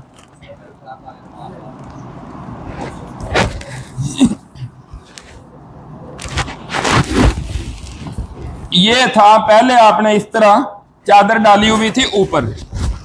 अच्छा, बाद लोग यहां से जब एहराम बांधते हैं तो उसी वक्त से कंधा नंगा कर लेते हैं, ये गलत है। और बाद लोगों को वहां देखा, कई लोगों को बताया भी जाता है, वो फिर भी अमल नहीं करते कि नंगे कंधे के साथ नमाज पढ़ते रहते हैं। حالانکہ رسول اللہ علیہ وسلم نے اس سے منع فرمایا ہے کہ آپ کے کندھے ڈھانپے ہونے چاہیے نماز کی حالت میں. اس طرح آپ نے اوپر چادر اوڑھی ہوئی تھی. جب آپ احرام باندھ افتباء یعنی حجر اسود کا طواف شروع کرنے لگے تو آپ نے اس طرح کر لینا ہے. یہ ہو گیا آپ کا افتباء، دایاں کندھا ننگا ہو گیا. یہ مردوں کے لیے ہے، صرف مرد دایاں کندھا ننگا کریں گے. اب حجر اسود کے بالکل سامنے چلے گئے. ایک تو حجر اسود کے یہاں حجر اسود ہے، یہاں چاندی کا خول ہے جس کے اندر پتھر، کالا پتھر جو جنت سے آیا ہے اور جو سفید تھا اور بنو آدم کے گناہوں کی وجہ سے وہ سیاہ ہو گیا ہے، وہ اس کونے میں لگا ہوا ہے. اس کے برابر ہی ادھر آ کے نا سبز لائٹیں لگی ہوئی ہیں گرین کلر کی. آپ اس کے برابر جاتے ہیں تو آپ دائیں طرف دیکھ لیں لائٹ ہے، آپ لائٹ کے برابر پہنچ گیا تو سمجھے کہ حجر اسود کے برابر آپ پہنچ چکے ہیں. تو یہاں سے آپ نے طواف کرنا ہے، کندھا آپ نے ننگا کر لیا. اب مردوں کے لیے حکم یہ ہے کہ وہ 3 چکر جو ہیں وہ رمل کی صورت میں لگائیں گے. رمل یہ ہے کہ چھوٹے چھوٹے قدم لیکن چلنا تیز اور ذرا کندھے چوڑے کر کے. یہ قدم چھوٹے چھوٹے ہو گئے اس طرح، یہ آپ کا انداز، اس کو رمل کہتے ہیں. یہ ہے رمل مردوں کے لیے. طلباء نے یہ پڑھا ہے، حدیث میں اس کی تفصیل آئی ہے. مشرکین مکہ رسول اللہ صلی اللہ علیہ وسلم آئے تھے عمرے کے لیے. مشرکین مکہ سامنے بیٹھے ہوئے تھے، وہ باتیں کر رہے تھے. مسلمانوں کو مدینے کے بخار نے کمزور کر دیا، اب یہ رہ گیا بس، اب یہ ہمارا مقابلہ کیسے کر سکیں گے. آپ نے فرمایا میرے صحابہ ذرا پہلوانوں والی چال چلو، ان کو پتہ چل جائے. تو آپ نے جب اس طرح رمل کیا نا تو وہ دیکھنے لگے، کہنے لگے او نہیں، ہم تو غلطی پر تھے، یہ تو پہلے سے بھی جوان اور طاقتور ہیں. یہ اس لیے حضرت عمر رضی اللہ تعالیٰ عنہ بعد میں فرمانے لگے اب رمل کی اس اعتبار سے تو ضرورت نہیں ہے کہ اب تو مشرکین مکہ کے چودھری جو سردار ہیں وہ سامنے نہیں ہیں، اب تو اللہ نے اسلام کو غالب کر دیا ہے. لیکن جو کہ رسول اللہ کی سنت ہے لہذا میں رمل کبھی نہیں چھوڑوں گا. اور یہ آج بھی رسول اللہ کی سنت ہے. مردوں رش ہوتا ہے بہت زیادہ، بعض اوقات مشکل ہو جاتا ہے، لیکن پھر بھی آپ چلو جتنا بھی چل سکتے ہیں ذرا چال بنائیں تو صحیح نا، موڈ بنائیں تاکہ اللہ تعالیٰ کو وہ سنت پسند آئے کہ یہ میرے نبی کے طریقے پر عمل کر رہے ہیں. تو یہ آپ نے بیت اللہ کے گرد 7 چکر لگانے ہیں. یہاں سے آپ نے شروع کیا، اور شروع کیسے کرنا ہے اس کے ساتھ رمل کا میں نے ذکر کر دیا. اس کے استلام کر کے شروع کرنا ہے آپ نے. استلام کیا ہے؟ بیت اللہ کا جو یہ پتھر ہے کونے میں حجر اسود، اس کا بوسہ دینا. اس کے 4 طریقے ہیں حدیث میں. پہلا طریقہ تو یہ ہے کہ آپ جائیں اور جا کے حجر اسود کو بوسہ دیں. بوسہ دے کر آپ اپنے طواف کا آغاز کریں. دوسرا یہ ہے کہ رش اتنا زیادہ ہوتا ہے کہ آسان کام نہیں ہے حجر اسود کو بوسہ دینا.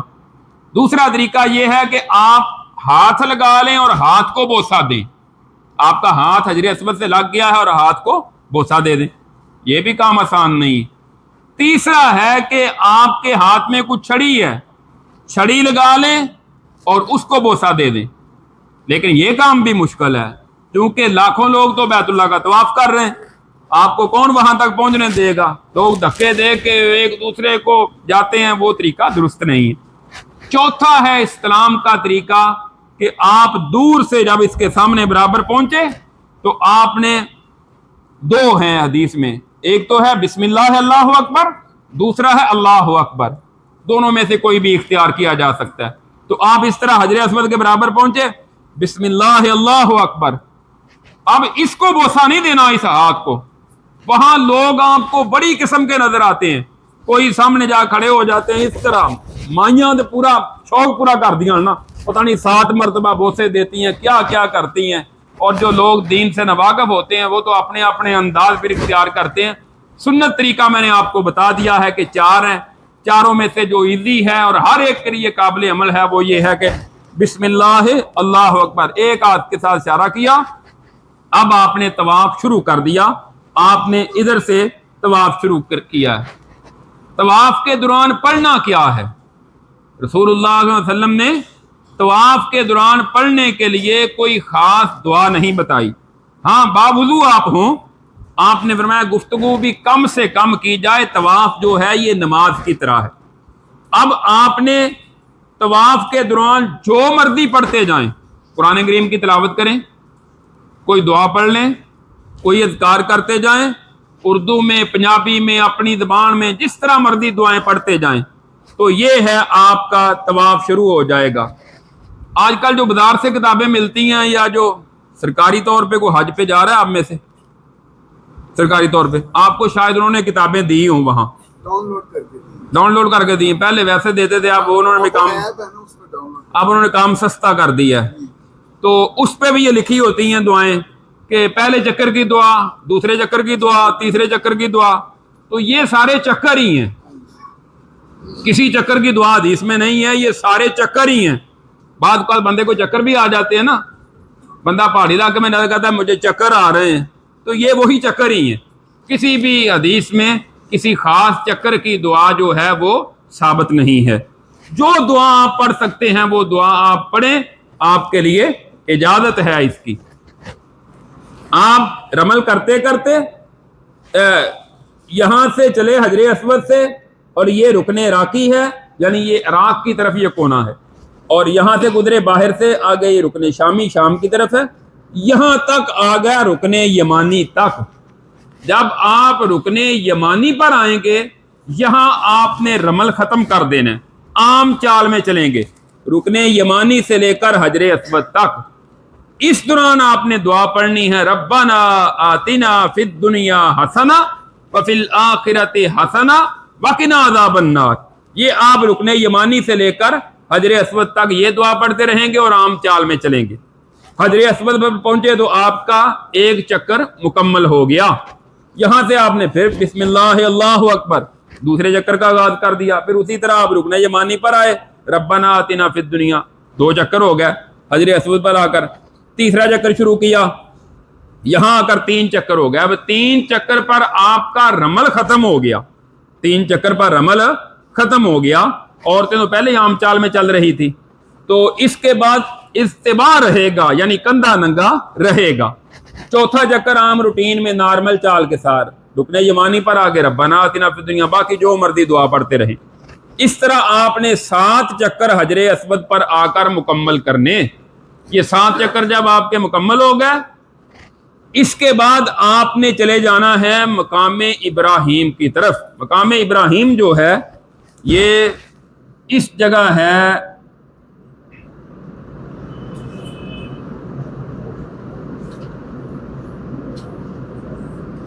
ایک گنبد سا ہے، اس کے اندر ایک پتھر ہے جس کے اندر معجزانہ طور پر حضرت ابراہیم علیہ السلام کے پاؤں نصب ہیں۔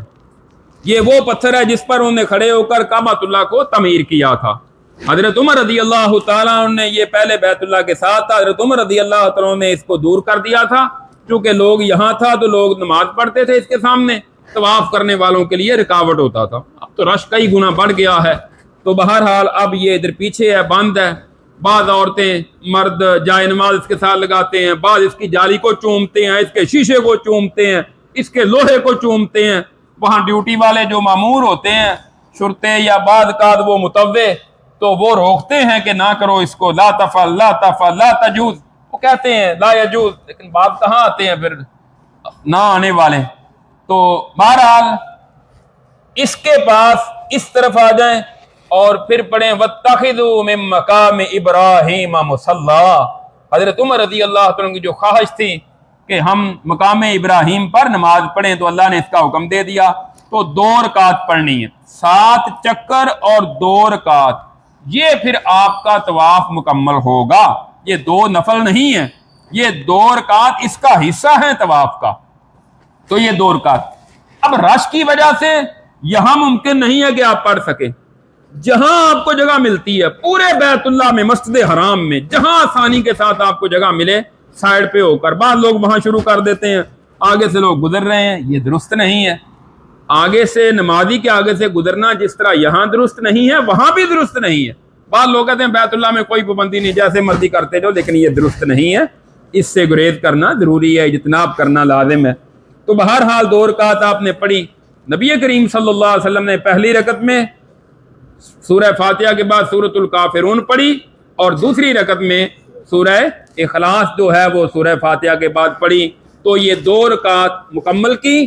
2 رکعت مکمل کرنے کے بعد نبی کریم صلی اللہ علیہ وسلم زمزم کے کنویں پر تشریف لے گئے. وہاں جا کر آپ نے سیر ہو کر پانی پیا اور آپ نے پانی اپنے سر پر بھی ڈالا.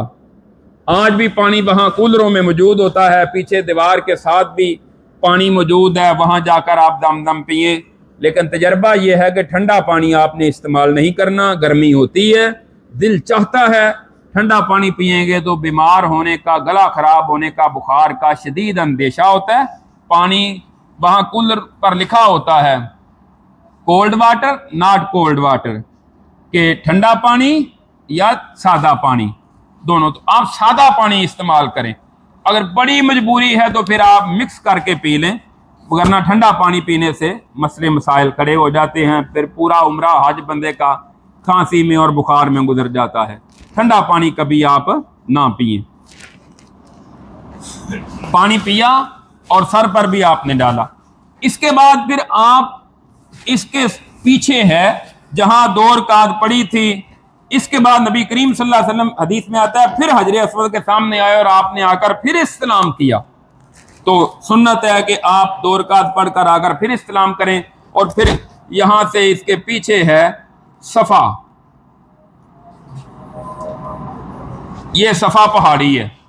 آپ صفا کی طرف چلے جائیں اور صفا پر جاتے ہوئے پڑھیں ان صفا والمروۃ من شعائر. اچھا, صفا کی طرف آ گئے, ان صفا والمروۃ من شعائر اللہ, بے شک صفا اور مروہ اللہ کی نشانیوں میں سے ہے. ابدأ بما بدا اللہ بہ, میں بھی شروع وہاں سے کرتا ہوں جہاں سے اللہ نے شروع کیا ہے. رسول اللہ صلی اللہ علیہ وسلم نے یہ کلمات کہے, اللہ نے کہاں سے شروع کیا ہے؟ ان صفا, پہلے صفا کا نام دیا صفا, تو پہلے صفا پھر بعد میں مروہ. اس کے بعد 3 مرتبہ آپ نے اللہ اکبر کہا اور 3 مرتبہ اللہ اکبر کہتے ہوئے صفا پر چڑھ گئے. اور پھر رسول اللہ صلی اللہ علیہ وسلم نے صفا پہاڑی پر چڑھ کر, اب تو پہاڑی کے آگے شیشہ لگا دیا گیا, پہاڑی کے اوپر آپ نہیں چڑھ سکتے, ہاں پہاڑی کے ساتھ برابر آپ جا سکتے ہیں. وہاں کھڑے ہو کر آپ بیت اللہ کی طرف منہ کریں. بیت اللہ وہاں درمیان سے نظر آتا ہے, بعض جگہ پلر ہیں اور بعض جگہ درمیان سے نظر آتا ہے. اگر نہ بھی نظر آئے, آپ اوپر والی منزل میں ہیں یا نیچے بیسمنٹ میں ہیں, تو پھر وہ نیچے ماربل اسی طرح لائنوں میں لگا ہوا ہے, پتہ چل جاتا ہے کہ بیت اللہ اس طرف ہے. وہاں بیت اللہ کی طرف منہ کر کے آپ نے دعا پڑھنی ہے. دعا کیا ہے؟ لا الہ الا اللہ وحدہ لا شریک لہ لہ الملک ولہ الحمد وہو علی کل شیء قدیر. لا الہ الا اللہ وحدہ انجز وعدہ ونصر عبدہ وہزم الاحزاب وحدہ. کوئی الہ نہیں, لا الہ الا اللہ وحدہ لا شریک لہ, وہ اکیلا ہے, اس کا کوئی شریک نہیں ہے. لہ الملک ولہ الحمد, اسی کے لیے بادشاہت ہے, اسی کی تعریفیں ہیں. وہو علی کل شیء قدیر, اور وہ ہر چیز پر قادر ہے. لا الہ الا اللہ وحدہ, نہیں کوئی الہ, وہ اکیلا ہے. انجز وعدہ, جس نے اپنا وعدہ پورا کیا. ونصر عبدہ, اپنے بندے محمد صلی اللہ علیہ وسلم کی مدد کی. وہزم الاحزاب وحدہ, اکیلے اللہ نے سارے کے سارے لشکروں کو ناکام کر دیا اور اسلام کو اللہ نے غلبہ عطا کیا. یہ دعا 1 مرتبہ پڑھ کے اس کے بعد پھر اسی طرح بیت اللہ کی طرف منہ کرتے ہوئے آپ نے ہاتھ اٹھا کر دعائیں مانگے, جو مرضی دعائیں مانگیں, اردو عربی پنجابی میں. 1 دفعہ ہو گیا. پھر یہ دعا پڑھیں. یہ عمل 3 مرتبہ کرنا ہے. صحیح مسلم کی حدیث کے مطابق آپ نے 3 مرتبہ یہ عمل کرنا ہے. یہ بہت کم لوگ کرتے ہیں, اس لیے تو 1.5 گھنٹے میں عمرہ کر لیتے ہیں. جب یہ کریں گے تو 3 گھنٹے سے کم آپ کو ٹائم نہیں لگے گا. یہ آپ نے تسلی کے ساتھ, اور وہاں وہ کھڑا نہیں ہونے دیتے شرطے پولیس والے جو ہیں, آپ ایک سائڈ پہ پیچھے جا کے کھڑے ہو جائیں. یہ دعا یاد کر لیں, ٹائم ہے. اگر یاد نہ بھی ہو تو کتاب سے کھول کر اوپر سے دیکھ کر پڑھ لیں, کتابوں میں یہ دعا موجود ہے. 3 مرتبہ یہ عمل کر کے آپ صفا سے آگے چلیں گے مروہ کی طرف. یہ آپ گئے مروہ کی طرف, مروہ کی طرف یہاں گئے تو آگے آپ کو سبز لائٹیں اوپر لگی ہوئی ہیں. اس مقام پر مرد جو ہیں وہ دوڑیں گے جہاں سیدہ ہاجرہ دوڑی تھی. مرد یہاں سے دوڑیں گے, مناسب رفتار میں آپ دوڑ کے یہاں تک پہنچے اور آگے نارمل چال میں. یہاں صفا سے لے کر مروہ تک آپ جو مرضی دعائیں پڑھتے رہیں, آپ کی مرضی. ایک حدیث میں آتے ہیں رب اغفر ورحم وانت الاعز الاکرم. بہرحال یہ پڑھ لیں یا کوئی بھی دعائیں پڑھیں, آپ کی مرضی. تو مروہ پر آپ پہنچے تو آپ کا 1 چکر مکمل ہو گیا. مروہ پہ جا کے پھر آپ نے یہاں سے بیت اللہ نظر نہیں آئے گا، لیکن وہ ماربل کے نیچے لائنیں لگی ہوئی ہیں، بیت اللہ کی طرف رخ کر کے 3 مرتبہ وہی عمل کرنا ہے جو صفا پر کیا تھا، لا الہ الا اللہ وحدہ، بالکل 3 دفعہ۔ یہاں سے آپ شروع کریں گے یہاں سے دوڑتے ہوئے، پھر آپ ادھر آ گئے 2 چکر ہو گئے، تیسری مرتبہ پھر ادھر گئے 3 ہو گئے، یہ عمل ہر دفعہ کرنا ہے، ہاں جی۔ اور پھر یہاں آئے 4، مروہ پہ گئے 5، صفا پہ آئے 6، اور مروہ پر آپ کا 7واں چکر جا کر مکمل ہو جائے گا۔ مروہ پر پہنچے، 7واں چکر مکمل ہو گیا، اب آپ نے دعا وہاں نہیں کرنی، نہ اس کی کوئی نماز ہے۔ وہاں کچھ نوجوان کینچیاں لے کر کھڑے ہوتے ہیں، 5 ریال دیں، 10 دیں، تھوڑے سے بال ادھر سے کاٹے، تھوڑے سے کاٹے، یہ طریقہ غلط ہے۔ اس کے بعد آپ بیت اللہ سے باہر نکلیں، آپ دکان پہ چلے جائیں، سالون جسے ہم یہاں حمام کہتے ہیں، تو وہاں آپ چلے جائیں، وہ 10 ریال 5 ریال مختلف ریٹ ہوتے ہیں، وہ آپ سے 15 ریال لے گا تو آپ کے بال کاٹے گا۔ نبی صلی اللہ علیہ وسلم نے بال منڈوانے والوں کے لیے 3 مرتبہ دعا کی ہے، رحم اللہ المحلقین۔ 1 مرتبہ آپ نے مقصرین بال کٹوانے والوں کے لیے رحمت کی دعا کی ہے۔ تو استرے کے ساتھ بال منڈوا دیں، یہ افضل ہے استرے کے ساتھ۔ اور اگر آپ مشین کے ساتھ منڈواتے ہیں یہ کاٹنے میں آ جائے گا، کینچی کے ساتھ سارے سر کے بال کٹوا دیں یہ جائز ہے، لیکن اگر استرے سے منڈوا دیں تو یہ افضل ہے اور بہتر ہے۔ باقی اگر نہ کٹوانا چاہتے ہیں تو باقی سر کے بال کٹوا دیں۔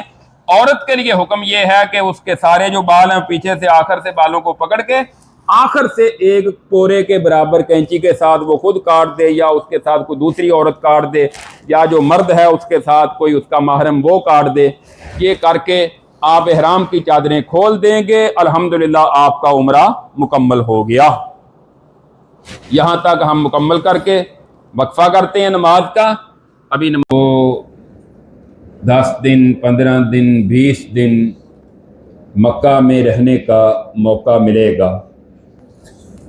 اس دوران آپ نے کوشش کرنی ہے کہ ہر نماز آپ کی باجماعت ادا ہو،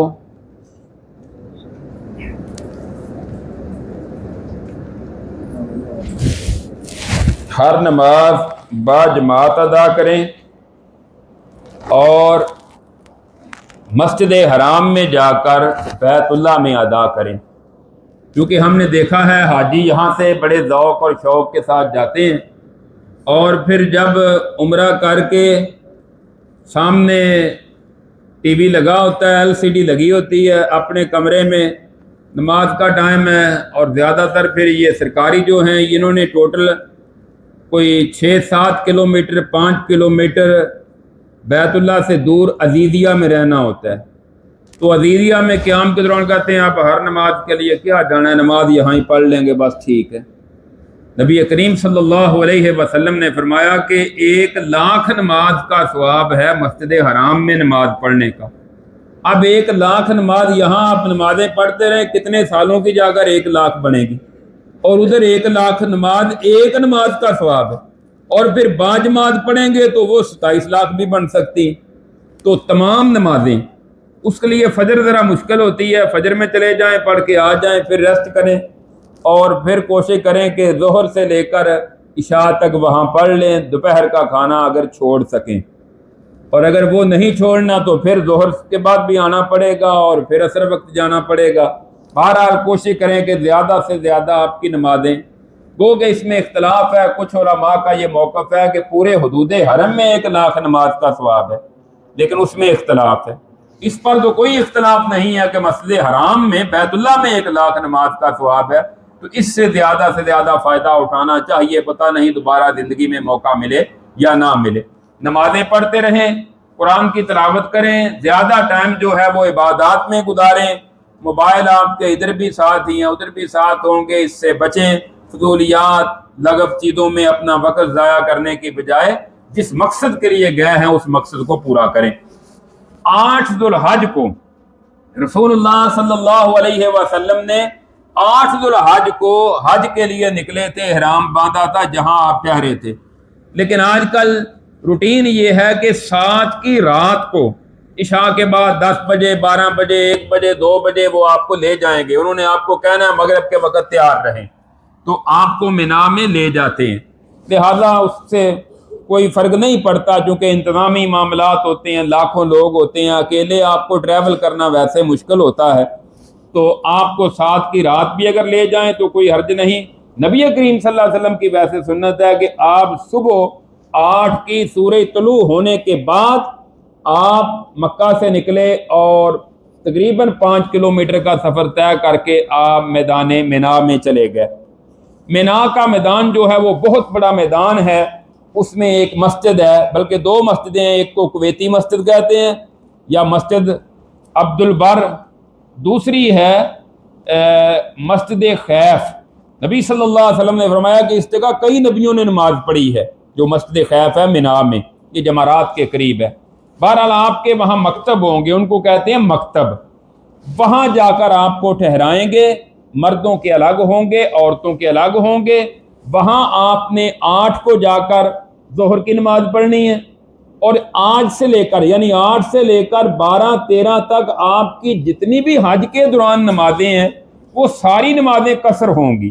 مکہ والوں کے لیے بھی یہی ہے، اور جو باہر سے آپ جانے والے ہیں آپ کی بھی حج کے جتنے ایام ہیں، ان کو ایام الحج کہتے ہیں، علیحدہ علیحدہ ویسے ہر ایک دن کا بھی نام ہے، یوم الترویہ، یوم عرفہ، یوم النحر، ہر دن کا الگ الگ نام ہے۔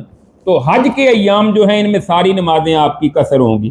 ظہر کے ٹائم پر آپ نے ظہر کی نماز پڑھنی ہے، اگر تو آپ مسجد خیف میں چلے جائیں گے تو وہ 2 رکعت ہی پڑھائے گا امام، اگر قریب ہے تو مسجد خیف میں جا کر نماز پڑھ سکتے ہیں، اور اگر آپ کا مکتب ہے 4 کلومیٹر دور، پھر آپ ظاہر ہے مسجد خیف میں نہیں پہنچ سکتے، پھر اپنے خیمے میں کوشش کریں جو آپ کے کتاب و سنت کے جو پیروکار یا منہج سلف کے ماننے والے جو ہیں ان جیسے احباب آپ کے ساتھ ہوں تو آپ جماعت کروا لیں۔ وہاں یہ اختلاف رہتا ہے، نماز پوری پڑھنی ہے، کچھ کہتے ہیں قصر پڑھنی ہے، رسول اللہ علیہ وسلم نے قصر پڑھی ہے، ہمارے لیے عمل یہی ہے۔ تو آپ جتنے آپ کے ہم ذہن لوگ ہوں ان کے ساتھ آپ مل کر ظہر کی نماز 2 رکعت قصر، عصر کی بھی 2 رکعت قصر، عصر کے ٹائم پر عصر، مغرب کے ٹائم پر مغرب کے فرض 3 اور عشاء کے 2 فرض۔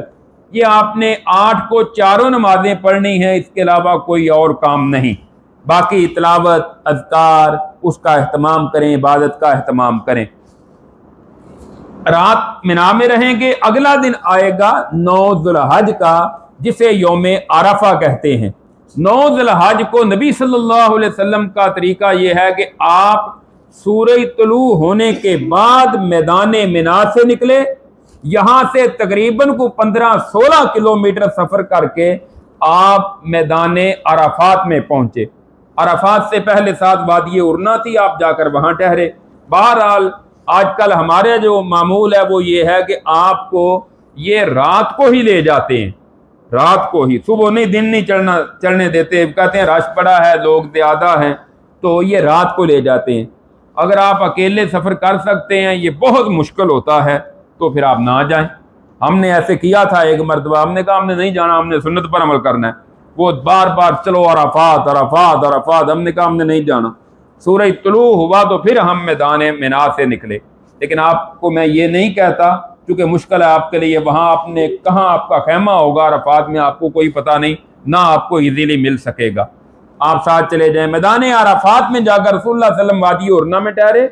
زوال کا ٹائم ہوا تو آپ نے اونٹنی کا حکم دیا، قصوہ، اس کو لایا گیا، اور پھر آپ نے زوال کا جب ٹائم ہوا تو آپ نے خطبہ حج ارشاد فرمایا۔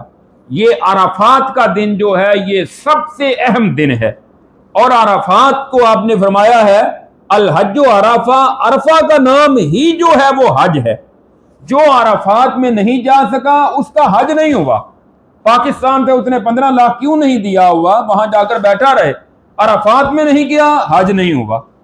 اور سعودی حکومت اس کا پورا اہتمام کرتی ہے، جو لوگ بیمار ہو جاتے ہیں، ہاسپٹل میں ایڈمٹ ہوتے ہیں، ان کو ایمبولینس میں وہ عرفات میں ضرور پہنچا دیتے ہیں تاکہ اس کا حج مکمل ہو جائے، اس کا حج رہ نہ جائے۔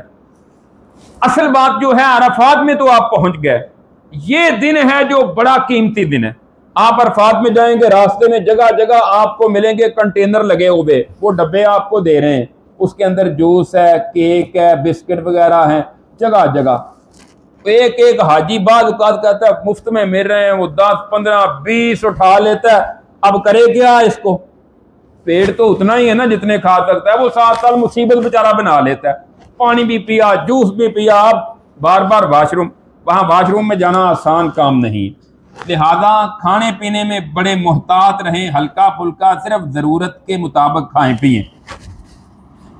امام حج جو ہے وہ خطبہ دیتا ہے حج کا، اگر تو آپ مسجد نمرہ میں پہنچ گئے، مسجد نمرہ میں اگر تو آپ پہنچ جائیں تو بہت اچھی بات ہے۔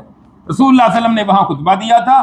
مسجد نمرہ کا جو آگے والا حصہ ہے نا، 1/3 جو حصہ، 1/3 وہ میدان عرفات سے باہر ہے۔ نبی صلی اللہ علیہ وسلم نے جو خطبہ دیا ہے وہ وہاں آپ نے خطبہ دیا تھا، خطبہ دینے کے بعد آپ عرفات میں داخل ہو گئے۔ اب بھی حکم یہی ہے کہ مسجد میں جب خطبہ ہو تو آگے ہر جگہ مسجد میں جا سکتے ہیں، خطبہ وہاں سنیں، نمازیں وہاں پڑھیں، لیکن خطبے کے فوری بعد آپ مسجد کے پیچھے والے حصے میں آ جائیں۔ وہاں انہوں نے لکھ کر لگایا ہوا ہے کہ یہاں سے عرفات کی حد شروع ہو جاتی ہے۔ مسجد والا آگے والا 1/3 حصہ عرفات سے باہر ہے۔ تو اگر آپ کوشش کریں، ویسے دوسرے سارے گروپ سے علیحدہ ہونا کام تو مشکل ہوتا ہے، بندہ کوشش کرے۔ میں ایک مرتبہ تیسری صف میں پہنچ گیا، الحمدللہ بالکل امام حج کے سامنے بیٹھ کر بھی خطبہ سننے کا اعزاز حاصل ہوا۔ تو اگر بندہ کوشش کرے تو مسجد نمرہ میں بھی جا سکتا ہے، لیکن صبح کوئی آپ سمجھ لیں کہ 7-8 بجے تک آپ پہنچ گیا تو مسجد نمرہ میں جگہ ملے گی۔ تقریباً میرے خیال میں کوئی 3 سے 4 لاکھ بندہ مسجد نمرہ میں نماز پڑھ سکتا ہے، جو میں نے وہاں اندازہ لگایا صفوں کا، اور کہ یہاں کتنے لوگ نماز پڑھ سکتے ہیں۔ تو مسجد نمرہ جو بہت بڑی ہے، یہاں پورا سال بند رہتی ہے، صرف عرفات والے دن ہی کھلتی ہے۔ یہاں ظہر عصر کی نماز ہوتی ہے، اس کے بعد پھر بند ہو جاتی ہے۔ تو مسجد نمرہ میں آپ گئے، خطبہ سن لیا، ٹھیک ہے۔ اگر آپ دور ہیں، اسپیکر کی آواز آ رہی ہے تب بھی ٹھیک ہے، موبائل کے ذریعے بھی خطبہ سن سکتے ہیں۔ اگر نہیں آواز آ رہی، حج مکمل ہے انشاءاللہ، پریشانی نہیں لینی کہ ہم تو 5 کلومیٹر مسجد نمرہ سے دور بیٹھے ہیں، ہم نے خطبہ ہی نہیں سنا تو ہمارا حج کیسے ہوگا؟ آپ عرفات میں پہنچ گئے، آپ کا حج ہو گیا۔ اس کے بعد امام دونوں نمازیں پڑھاتا ہے، ایک اذان ہوتی ہے، اس کے بعد اقامت ہوتی ہے۔ ظہر کے 2 فرض، یہ ظہر کے ٹائم ہی ہوتے ہیں، تقریباً 12:45 سے 1 بجے کا ٹائم ہوتا ہے جب یہ دونوں نمازیں ہوتی ہیں، اور اس کے بعد پھر سلام پھیرتے ہی اقامت اور عصر کی 2 رکعت قصر کر کے جمع کر کے، رسول اللہ صلی اللہ علیہ وسلم کی سنت ہے۔ باقی جو خیموں میں ہوتے ہیں وہاں وہ کہتے ہیں نہیں، ہم نے قصر نہیں پڑھنی، ہم نے جمع نہیں پڑھنی، اللہ کے رسول کا طریقہ ہے، تم کون ہو یہ کہنے والے؟ لہٰذا وہاں آپ ان سے الجھے نہ، ایک مرتبہ مسئلہ بتا دیں، ورنہ جو ہم ذہن لوگ مل جائیں ان کے ساتھ آپ اپنے خیمے میں جماعت کروا لیں، دونوں نمازیں قصر کر کے۔ اس کے بعد ہے ٹائم اللہ سے توبہ کرنے کا، معافی مانگنے کا۔ رسول اللہ صلی اللہ علیہ وسلم فرماتے ہیں جتنے لوگوں کو اللہ تعالیٰ عرفہ کے دن جہنم سے آزاد کرتے ہیں، سال میں کوئی ایسا دن نہیں ہوتا کہ اتنے لوگوں کو جہنم سے آزادی ملے۔ اور اللہ تعالیٰ اپنے فرشتوں میں ان بندوں پر فخر کرتے ہیں۔ اللہ کہتے ہیں دیکھو، کو پاکستان سے، کو ملائیشیا سے، انڈونیشیا سے، امریکہ سے، دنیا کے کونے کونے سے دیکھو یہ کس قدر بندے میرے حکم پر عمل کرتے ہوئے یہاں آ کر میرے سامنے آہو زاری کر رہے ہیں۔ اللہ ان بندوں پر فخر کرتے ہیں، ان کے گناہ معاف کرتے ہیں۔ اب یہ ظہر سے لے کر مغرب تک کے تقریباً یہ 6 گھنٹے آپ کے پاس ٹائم ہوگا۔ ان 6 گھنٹوں میں آپ نے کوشش کرنی کہ جتنا زور لگتا ہے لگا لیں اللہ کو منانے کے لیے، توبہ، استغفار، معافی، دعائیں، بس ان میں وقت گزاریں۔ بہت سارے لوگوں کو ہم نے دیکھا ہے کہ وہ لوگ اس میں سوئے ہوتے ہیں، کھا پی کے اب سو گئے، مغرب تک سوئے ہوئے ہیں۔ ایک عربی تھا وہاں، وہ کھڑا ہوا مسجد نمرہ کی چھت پر تھا، میں نے دیکھا اس نے اٹھ کے شور مچایا ہوگا، نہ اللہ کے بندو عربی میں، اور تمہیں کیا ہو گیا؟ اللہ تمہیں پکار رہا ہے، تم سوئے ہوئے ہو، یہاں سونے کے لیے آئے ہوئے ہو۔ ہم بھی اس کے ساتھ لگے، کچھ لوگوں کو بیدار کیا۔ تو اس ٹائم میں زیادہ کھانا پینا نہیں، سونا نہیں، بس۔ اور واش روم میں مسجد نمرہ سے باہر آپ چلے گئے نا 11 بجے، دوبارہ آپ واپس نہیں آ سکتے مسجد کے اندر۔ 1/2 لیٹر پانی کی بوتل اپنے پاس رکھیں، اگر خدا نخواستہ ضرورت پڑ جائے وضو کرنے کی تو تھوڑا تھوڑا پانی لے کر، اور وہ 1/2 لیٹر سے بھی آدھے پانی میں وہاں ہم وضو کرتے رہیں، اور مدہ وضو کر لیتا ہے۔ یہاں جس طرح ہم 15-20 کلو یہ لیٹر پانی لگاتے ہیں نا وضو میں، اتنا وہاں پانی نہیں ہوتا۔ وہاں کسی سائڈ پہ ڈرم وغیرہ پہ آپ ہلکا ہلکا وضو کر سکتے ہیں اگر ضرورت پڑے، اور پانی کی بوتل اپنے پاس رکھیں۔ مغرب تک اللہ کو منائیں، توبہ استغفار کریں، دعائیں مانگیں۔ جب سورہ غروب ہو جائے تو نبی صلی اللہ علیہ وسلم نے وہاں مغرب کی نماز ادا نہیں کی، सूरज के गुरूब होने से पहले अराफात से निकलना नहीं, वहां ही रहना है। सूरज गुरूब हो गया तो वो एक गोला भी छोड़ते हैं ताकि पूरे अराफात में पता चल जाए कि सूरज गुरूब हो गया है। आपने निकलना है और फिर आपने चलते चलते अपनी गाड़ियों पे बैठकर, अगर ट्रेन का टिकट मिला है तो ट्रेन पे जा सकते हैं, और अगर आप अकेले मर्द हैं या मियाँ बीवी हैं और यंग हैं तो फिर एक रास्ता है जिसे कहते हैं तरीकुल मुशात, पैदल चलने का रास्ता। ये सीधा मुज़दलिफा में आता है। मैंने अल्हम्दुलिल्लाह एक दफ़ा उस पे पैदल भी हज किया है कि चलते चलते ना पैदल, कोई इतना मुश्किल नहीं है, शाह तक वहाँ बंदा पहुँच सकता है। 10 किलोमीटर रास्ता जो है ये आसानी से तय सकता है, बल्कि ये शार्ट है रास्ता दूसरों की निस्बत। गाड़ियों में लाइनें लग जाती हैं, मुमकिन है कि रात 12 बज जाए, 1 बज जाए, मुश्किल हो जाता है। अगर आपके अंदर हिम्मत है और उसके लिए जितने दिन पहले अभी हैं कोशिश करें हर रोज को 5-7 किलोमीटर आप पैदल चला करें। वहां करीब से करीब भी रहायश मिल गई तो फिर भी आपको 4-5 किलोमीटर डेली पैदल चलना पड़ेगा तवाफ के अलावा, और तवाफ ऊपर करेंगे तो 5 किलोमीटर का कम अज कम एक तवाफ है आपका, तो मुश्किल काम है। लिहाजा यहाँ जितनी प्रैक्टिस कर सकते हैं ना उसकी प्रैक्टिस करें, तैयारी करें ताकि आपको मुश्किल ना हो। वहां से आपने मुज़दलिफा आना है, जिस तरीके से भी आ जाएं। नबी करीम सल्लल्लाहु अलैहि वसल्लम ने मुज़दलिफा आकर, मशरे आराम पहाड़ी है जिसका अल्लाह ने कुरान में जिक्र किया है। आजकल वहाँ मस्जिद बनी हुई है लेकिन ये बहुत छोटी मस्जिद है, उसमें मौका मिले तो नमाज पढ़ लें, वरना बाहर जहाँ मर्जी मौका मिले आप नमाज पढ़ लें। दोनों नमाजें मगरिब और इशा दोनों नमाजें कसर करके और जमा करके, ये रात जोन सा भी टाइम हो जाए वहां आकर पढ़नी है। इमाम इब्न कय्यम रहमहुल्लाह की तहकीक के मुताबिक रसूलुल्लाह सल्लल्लाहु अलैहि वसल्लम ने इस रात तहज्जुद भी नहीं पढ़ी, आप फिर सो गए आराम करने के लिए, और बड़ी मीठी नींद आती। सारे दिन की थकावट, सड़कों पे पहाड़ों पे जहां जगह मिली वहां चटाई बिछाई, बस सो जाना है अल्लाह की सुपुर्द। सुबह उठने नबी सल्लल्लाहु अलैहि वसल्लम ने उठकर फजर की नमाज वहां अदा की, फजर की नमाज के टाइम पर, जरा जल्दी, टाइम से पहले नहीं, यानी जब अजान का टाइम होता है उसके जल्दी बाद फजर की नमाज अदा की, और मशरे हराम के बाद पास नबी सल्लल्लाहु अलैहि वसल्लम किबला रुख होकर अल्लाह से दुआएं करते रहे। लिहाजा आपको जहां भी जगह मिलती है वहां आप दुआएं करें। सूरज के तुलू होने से पहले सफेदी हो जाए, ये है रसूलुल्लाह सल्लल्लाहु अलैहि वसल्लम की सुन्नत के वहां से आप मैदान मिना की तरफ निकलें। यहाँ तक पे भी गाड़ियों पे भी आ सकते हैं, ट्रेन पर भी और पैदल भी। पैदल का अपना ही मजा है, अगर चल सकें तो आसानी भी है, अगर आपकी तबीयत आपका साथ देती है। चलते चलते आप आएंगे, आगे आ जाएगी वादिये मुहस्सर, जहां अल्लाह ताला ने अबाबीलों परिंदों के जरिए अबरा के हाथियों को और अबरा को हलाक किया था। उस वादी से तेजी के साथ गुजर कर, यह भी मिना का हिस्सा है, आप मैदान मिना में दाखिल हो जाएं। अब ये दिन कौन सा आ गया? 9 था मैदान अरफात, अब कौन सा है?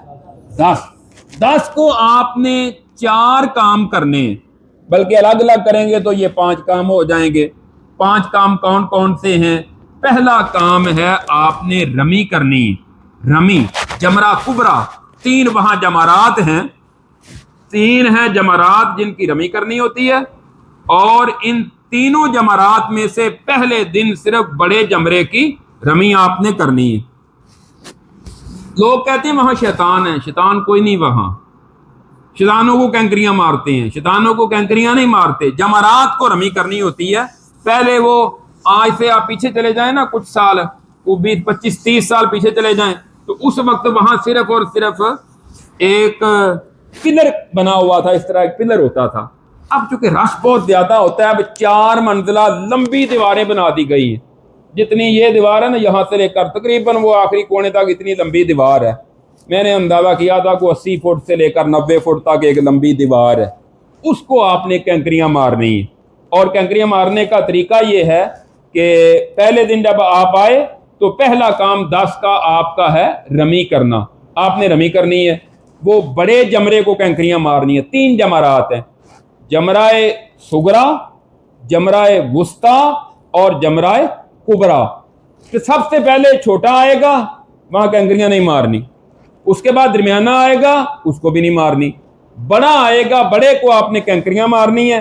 कैंकरियां उधर से भी ले सकते हैं, मुज़दलिफा से भी, یا مینا سے بھی لے سکتے ہیں، کوئی پابندی نہیں۔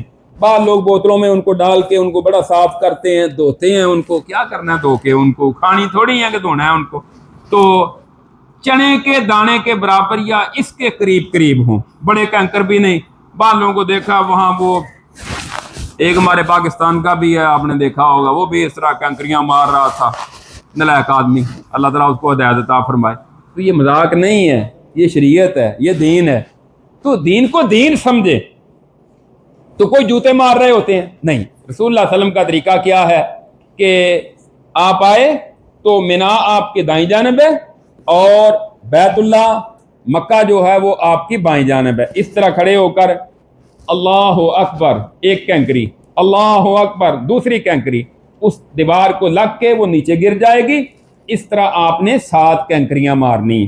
پہلے دن 7 کینکریاں ہو گئی، رمی اس کو کہتے ہیں۔ کینکریاں مار کے آپ آگے چلے جائیں۔ دوسرا کام ہے قربانی کرنا۔ اب قربانی کے لیے پیسے جمع کروائے ہوں گے، وہ اپنی مرضی سے کر دیں گے، اللہ کے سپرد، آپ کو ٹینشن لینے کی ضرورت نہیں ہے۔ بہتر ہے کہ وہاں جو بینک ہیں وہاں جا کے آپ اس کا کوپن لے لیں، وہ آپ کو ٹوکن دے دیں گے کہ آپ کی قربانی ہو جائے گی انشاءاللہ۔ ہمیں یقین کرنا چاہیے، اس کا اور کوئی حل نہیں۔ پہلے ہوتا تھا جا کے خود کرتے تھے، اب وہ بہت مشکل کام ہو گیا ہے خود جا کے قربانی کرنا۔ اب وہ مذبح خانہ جو ہے وہ بہت دور ہے، وہاں سلائٹر ہاؤس میں جانا قربانی کرنا وہ ناممکن ہے، بندے کے لیے مشکل ہے۔ ممکن ناممکن تو نہیں ہے لیکن مشکل بہت زیادہ ہے قربانی کرنا۔ تیسرا کام ہے کہ قربانی کے بعد آپ نے اپنے سر کی حجامت کروا دینی، حجامت کروا دی، وہی سر منڈوا دیں گے، افضل ہے، 3 مرتبہ دعا حاصل ہوگی۔ اگر چھوٹے کروائیں گے 1 مرتبہ، یعنی کٹوانا جائز ہے لیکن سارے سر کے بال ایک جیسے، منڈوانا افضل ہے۔ تیسرا کام یہ کیا، یہ کر کے آپ نے احرام کھول دینا ہے۔ اس کو کہتے ہیں تحلل اول، کہ اس کے ساتھ باقی احرام کی جتنی پابندیاں تھیں وہ ساری ختم ہو گئی، سوائے ازدواجی تعلقات کے وہ پابندی باقی رہتی ہے۔ اور پھر جب آپ نے چوتھا کام کرنا ہے طواف زیارت، اس کو کہتے ہیں طواف زیارت بھی کہتے ہیں، طواف حج بھی کہتے ہیں، طواف افاضہ بھی اسے کہتے ہیں۔ یہ ہے کہ آپ بیت اللہ جائیں اور جا کر اسی طرح چادریں آپ نے کھول دی ہیں، آپ جا کے بیت اللہ کا جا کے طواف کریں 7 چکر اسی انداز میں۔ اس میں رمل نہیں ہے، استباح بھی نہیں ہے، احرام تو ہے کوئی نہیں، رمل بھی نہیں ہے، سادہ چال میں۔ ہاں، رکن یمانی سے لے کر حجر اسود تک ربنا آتنا فی الدنیا حسنہ، یہ آپ کے 7 چکر بیت اللہ کے طواف، اور اس کے بعد اسی طریقے سے 2 رکعات، اور پھر صفا مروہ پر چلے گئے 7 چکر صفا مروہ کے سائی کے۔ یہ ہو گیا آپ کا چوتھا کام۔ تو آپ کے 10 والے دن کے کام ہو گیا مکمل۔ بعض لوگ 10 کو طواف نہیں کرتے، اب ان کے لیے کیا مسئلہ ہے؟ یہ ابو داؤد کی حدیث ہے، یہ بہت کم لوگ بیان کرتے ہیں کہ جو بندہ 10 کو طواف نہیں کرتا وہ اپنا احرام نہ اتارے، وہ احرام باقی رکھے۔ اگر 11 کو طواف کرتا ہے، 12 کو طواف کرتا ہے، اس دن وہ طواف کر کے احرام اتارے گا۔ اور اگر احرام اتار دیا مغرب تک طواف کے لیے نہیں گیا، پھر احرام دوبارہ باندھ لے۔ یہ ابو داؤد میں حدیث ہے، اس کو بہت کم لوگ بیان کرتے ہیں اور اس کا ذکر نہیں کرتے۔ بہرحال یہ حدیث صحیح ہے اور مسئلہ اپنی جگہ موجود ہے۔ تو کوشش کریں ویسے 10 کو اپنا طواف بھی کر لیں، سعی بھی کر لیں۔ جتنی جلدی بیت اللہ میں پہنچ جائیں گے اتنا رش کم ہوگا، جتنا آپ لیٹ کریں گے اتنا آپ کے لیے مشکل ہو جائے گا۔ طواف اور سعی کر کے 10 کو آپ نے واپس میدان مینا میں آ جانا ہے، اپنے مکتب میں۔ مکتب میں آ کر رات رہے، اگلا دن آ گیا 11 ذو الحج کا۔ 11 کو آپ نے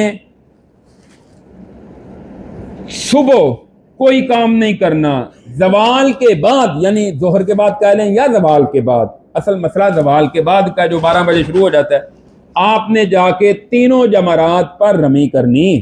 تینوں جمرات پر طریقہ کیا ہے؟ سب سے پہلے گئے، پہلے جمرے پر جا کر رمی کی، 7 کینکریاں ماری، مینا آپ کی دائیں جانب، مکہ بیت اللہ بائیں جانب، ایک ایک کر کے 7 کینکریاں ماریں گے، اور پھر آپ سائڈ پہ ہو کے بیت اللہ کی طرف منہ کر کے دعا کریں گے۔ پولیس والے شرطے وہاں دعا نہیں کرنے دیتے، رش نہیں پڑھنے دیتے، وہ کہتے ہیں چلو یلا یلا یلا سورا جلدی۔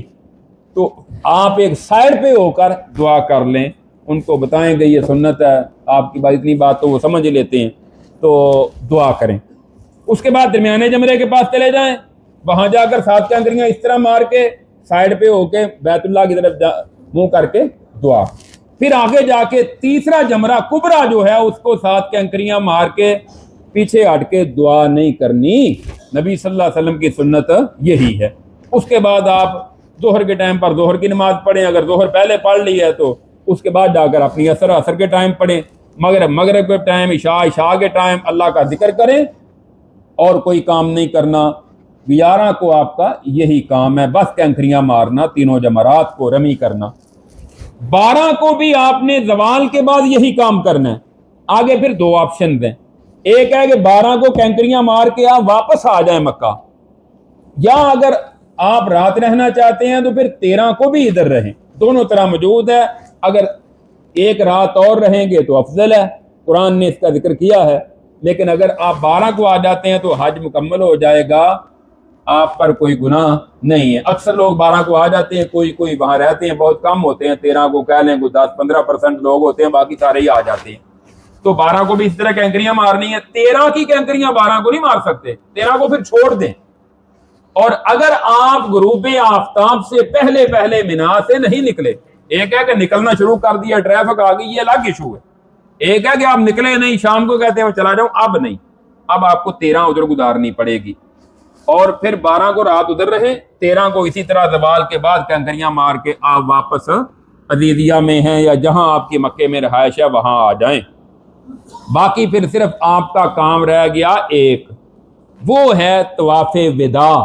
یہ طواف وداع جو ہے یہ آخری دن جب آپ پاکستان آنا چاہ رہے ہیں یا مدینہ جانا چاہ رہے ہیں کہ آپ مکہ سے آپ کی رخصتی ہے، آخری ٹائم نکلنے کے قریب آخری وقت میں کوشش کریں۔ مثال کے طور پہ انہوں نے آپ کو ٹائم دیا کہ آپ نے 12 بجے نکلنا ہے، آپ صبح 8-9 بجے طواف کر کے چلے جائیں، گھنٹہ لگے گا، 1.5 لگے گا، 10 بجے 11 بجے آپ طواف سے فارغ ہو جائیں۔ یہ طواف وداع میں صرف 7 چکر نارمل روٹین کے اور 2 رکعت، یہ طواف وداع ہے۔ اس عورت کے لیے رخصت ہے جس کو نماز کی رخصت ہو، اس کے لیے طواف وداع کی بھی رخصت ہے کہ وہ طواف وداع نہ بھی کرے گی تو اس کا حج مکمل ہے، باقیوں کو کرنا چاہیے۔ یہ حج کا پورا جو طریقہ ہے وہ میں نے بتا دیا ہے۔ اب اس کے بعد ہے مدینہ جانا، اختصار کے ساتھ میں اس کا بھی ذکر کر دیتا ہوں۔ مدینہ منورہ جو ہے وہ جانا حج کا حصہ نہیں ہے، حج مکہ میں مکمل ہو گیا، لیکن رسول اللہ علیہ وسلم چونکہ آپ کی مدینہ سے محبت، آپ مدینہ میں رہے، آپ کی مسجد نبی مدینہ میں ہے، اس لیے اتنا لمبا سفر کر کے ہم جاتے ہیں تو ہمیں جانا چاہیے مدینہ منورہ میں۔ مدینہ کے ساتھ بھی ہماری محبت ہے، مکہ کے ساتھ بھی ہماری محبت ہے۔ مجھے یاد آیا ہمارے امیر محترم پروفیسر علامہ ساجد میر صاحب، اللہ تعالیٰ ان پر کروڑوں رحمتیں نازل فرمائے، کل ان کی وفات ہو گئی۔ تو وہ ایک دن بیٹھے ہوئے تھے ہم ان کے پاس، تو کہنے لگے، وہ میں نواز شریف کے پاس بیٹھا ہوا تھا تو نواز شریف کہنے لگا وہ اس دفعہ میں سعودیہ کے دورے پر گیا تھا تو بس مدینہ بھی نہیں جا سکا، جلدی سے پھر واپس آ گیا ہوں، مکہ میں عمرہ کیا۔ تو پروفیسر ساجد میر صاحب کہنے لگے، میں نے کہا میاں صاحب آپ ہمیں کہتے مدینہ نہیں جاتے، میری زندگی میں کبھی ایسا نہیں ہوا کہ میں مکے گیا ہوں تو مدینہ نہ گیا ہوں، میں مکے جاتا ہوں تو مدینہ بھی ضرور جاتا ہوں۔ تو یہ مدینہ سے ہماری محبت ہے، اس لیے مدینہ بھی جانا چاہیے۔ مدینہ جانا کس نیت سے ہے؟ مسجد نبی کی نیت سے۔ اس لیے وہ صحیح بخاری کی جو حدیث ہے کہ آپ نے فرمایا کہ 3 مساجد کے علاوہ کسی جگہ باقاعدہ طور پہ تیاری کر کے، قصد کر کے زیادہ ثواب کی نیت سے جانا جائز نہیں ہے۔ مسجد اقصیٰ، مسجد نبی اور مسجد حرام، 3 مسجدیں۔ تو مدینہ مسجد نبی کی نیت کر کے جائیں، مسجد نبی میں جا کر وہاں نمازیں پڑھیں، اور پھر وہاں آپ نے فرمایا ما بین بیتی و منبری، آپ نے فرمایا میرے اور میرے ممبر کے درمیان جو جگہ ہے یہ جنت کے باغیچوں میں سے ایک باغیچہ ہے جسے ریاض الجنہ کہتے ہیں۔ تو ریاض الجنہ میں موقع ملے وہاں بھی نماز پڑھیں، اور پھر مدینہ میں جا کر اور کیا کام کرنا ہے؟ نبی کریم صلی اللہ علیہ وسلم کی قبر مبارک کے پاس سے گزریں تو وہاں آپ پر درود پڑھیں، آپ کے ساتھ حضرت ابو بکر، حضرت عمر رضی اللہ تعالیٰ عنہما کی قبریں ہیں، ان پر بھی درود اور سلام ان پر بھی بھیجیں، السلام علیکہ یا ابا بکر، السلام علیکہ یا عمر۔ نیت ہماری یہ ہوتی کہ یہ اللہ کے پاس پہنچ چکے ہیں، یہ نہیں کہ وہ ہم ان کو سامنے کہا کہ زندہ سمجھ رہے ہیں، ایسا نہیں ہے، دعا تو اللہ سے کر رہے ہیں ان کے لیے، سلامتی تو سلام ان پر بھی بھیجیں۔ دوسرا ہے کہ بقیع قبرستان فجر کے بعد عصر کے بعد کھلتا ہے ہر روز، وہاں مردوں کو جانے کی اجازت ہوتی ہے، وہاں جائیں، وہ اسی طرح جا کر دعائیں کرنی ہیں جس طرح یہاں قبرستان میں جا کر دعا کرتے ہیں۔ وہاں انہوں نے بورڈ پر دعائیں اور طریقہ کار، ہدایات اردو میں، انگریزی میں، عربی میں اور فارسی میں 4-5 زبانوں میں لکھ کر لگایا ہوا ہے کہ یہاں قبروں کو نہ چومیں، قبروں سے مٹی نہ اٹھائیں، اور یہاں کوئی ایسی حرکت نہ کریں جو شریعت کے احکامات کے خلاف ہو۔ یہ ہے وہاں بقیع قبرستان میں جانا، جس کا نام بقیع الغرقد ہے۔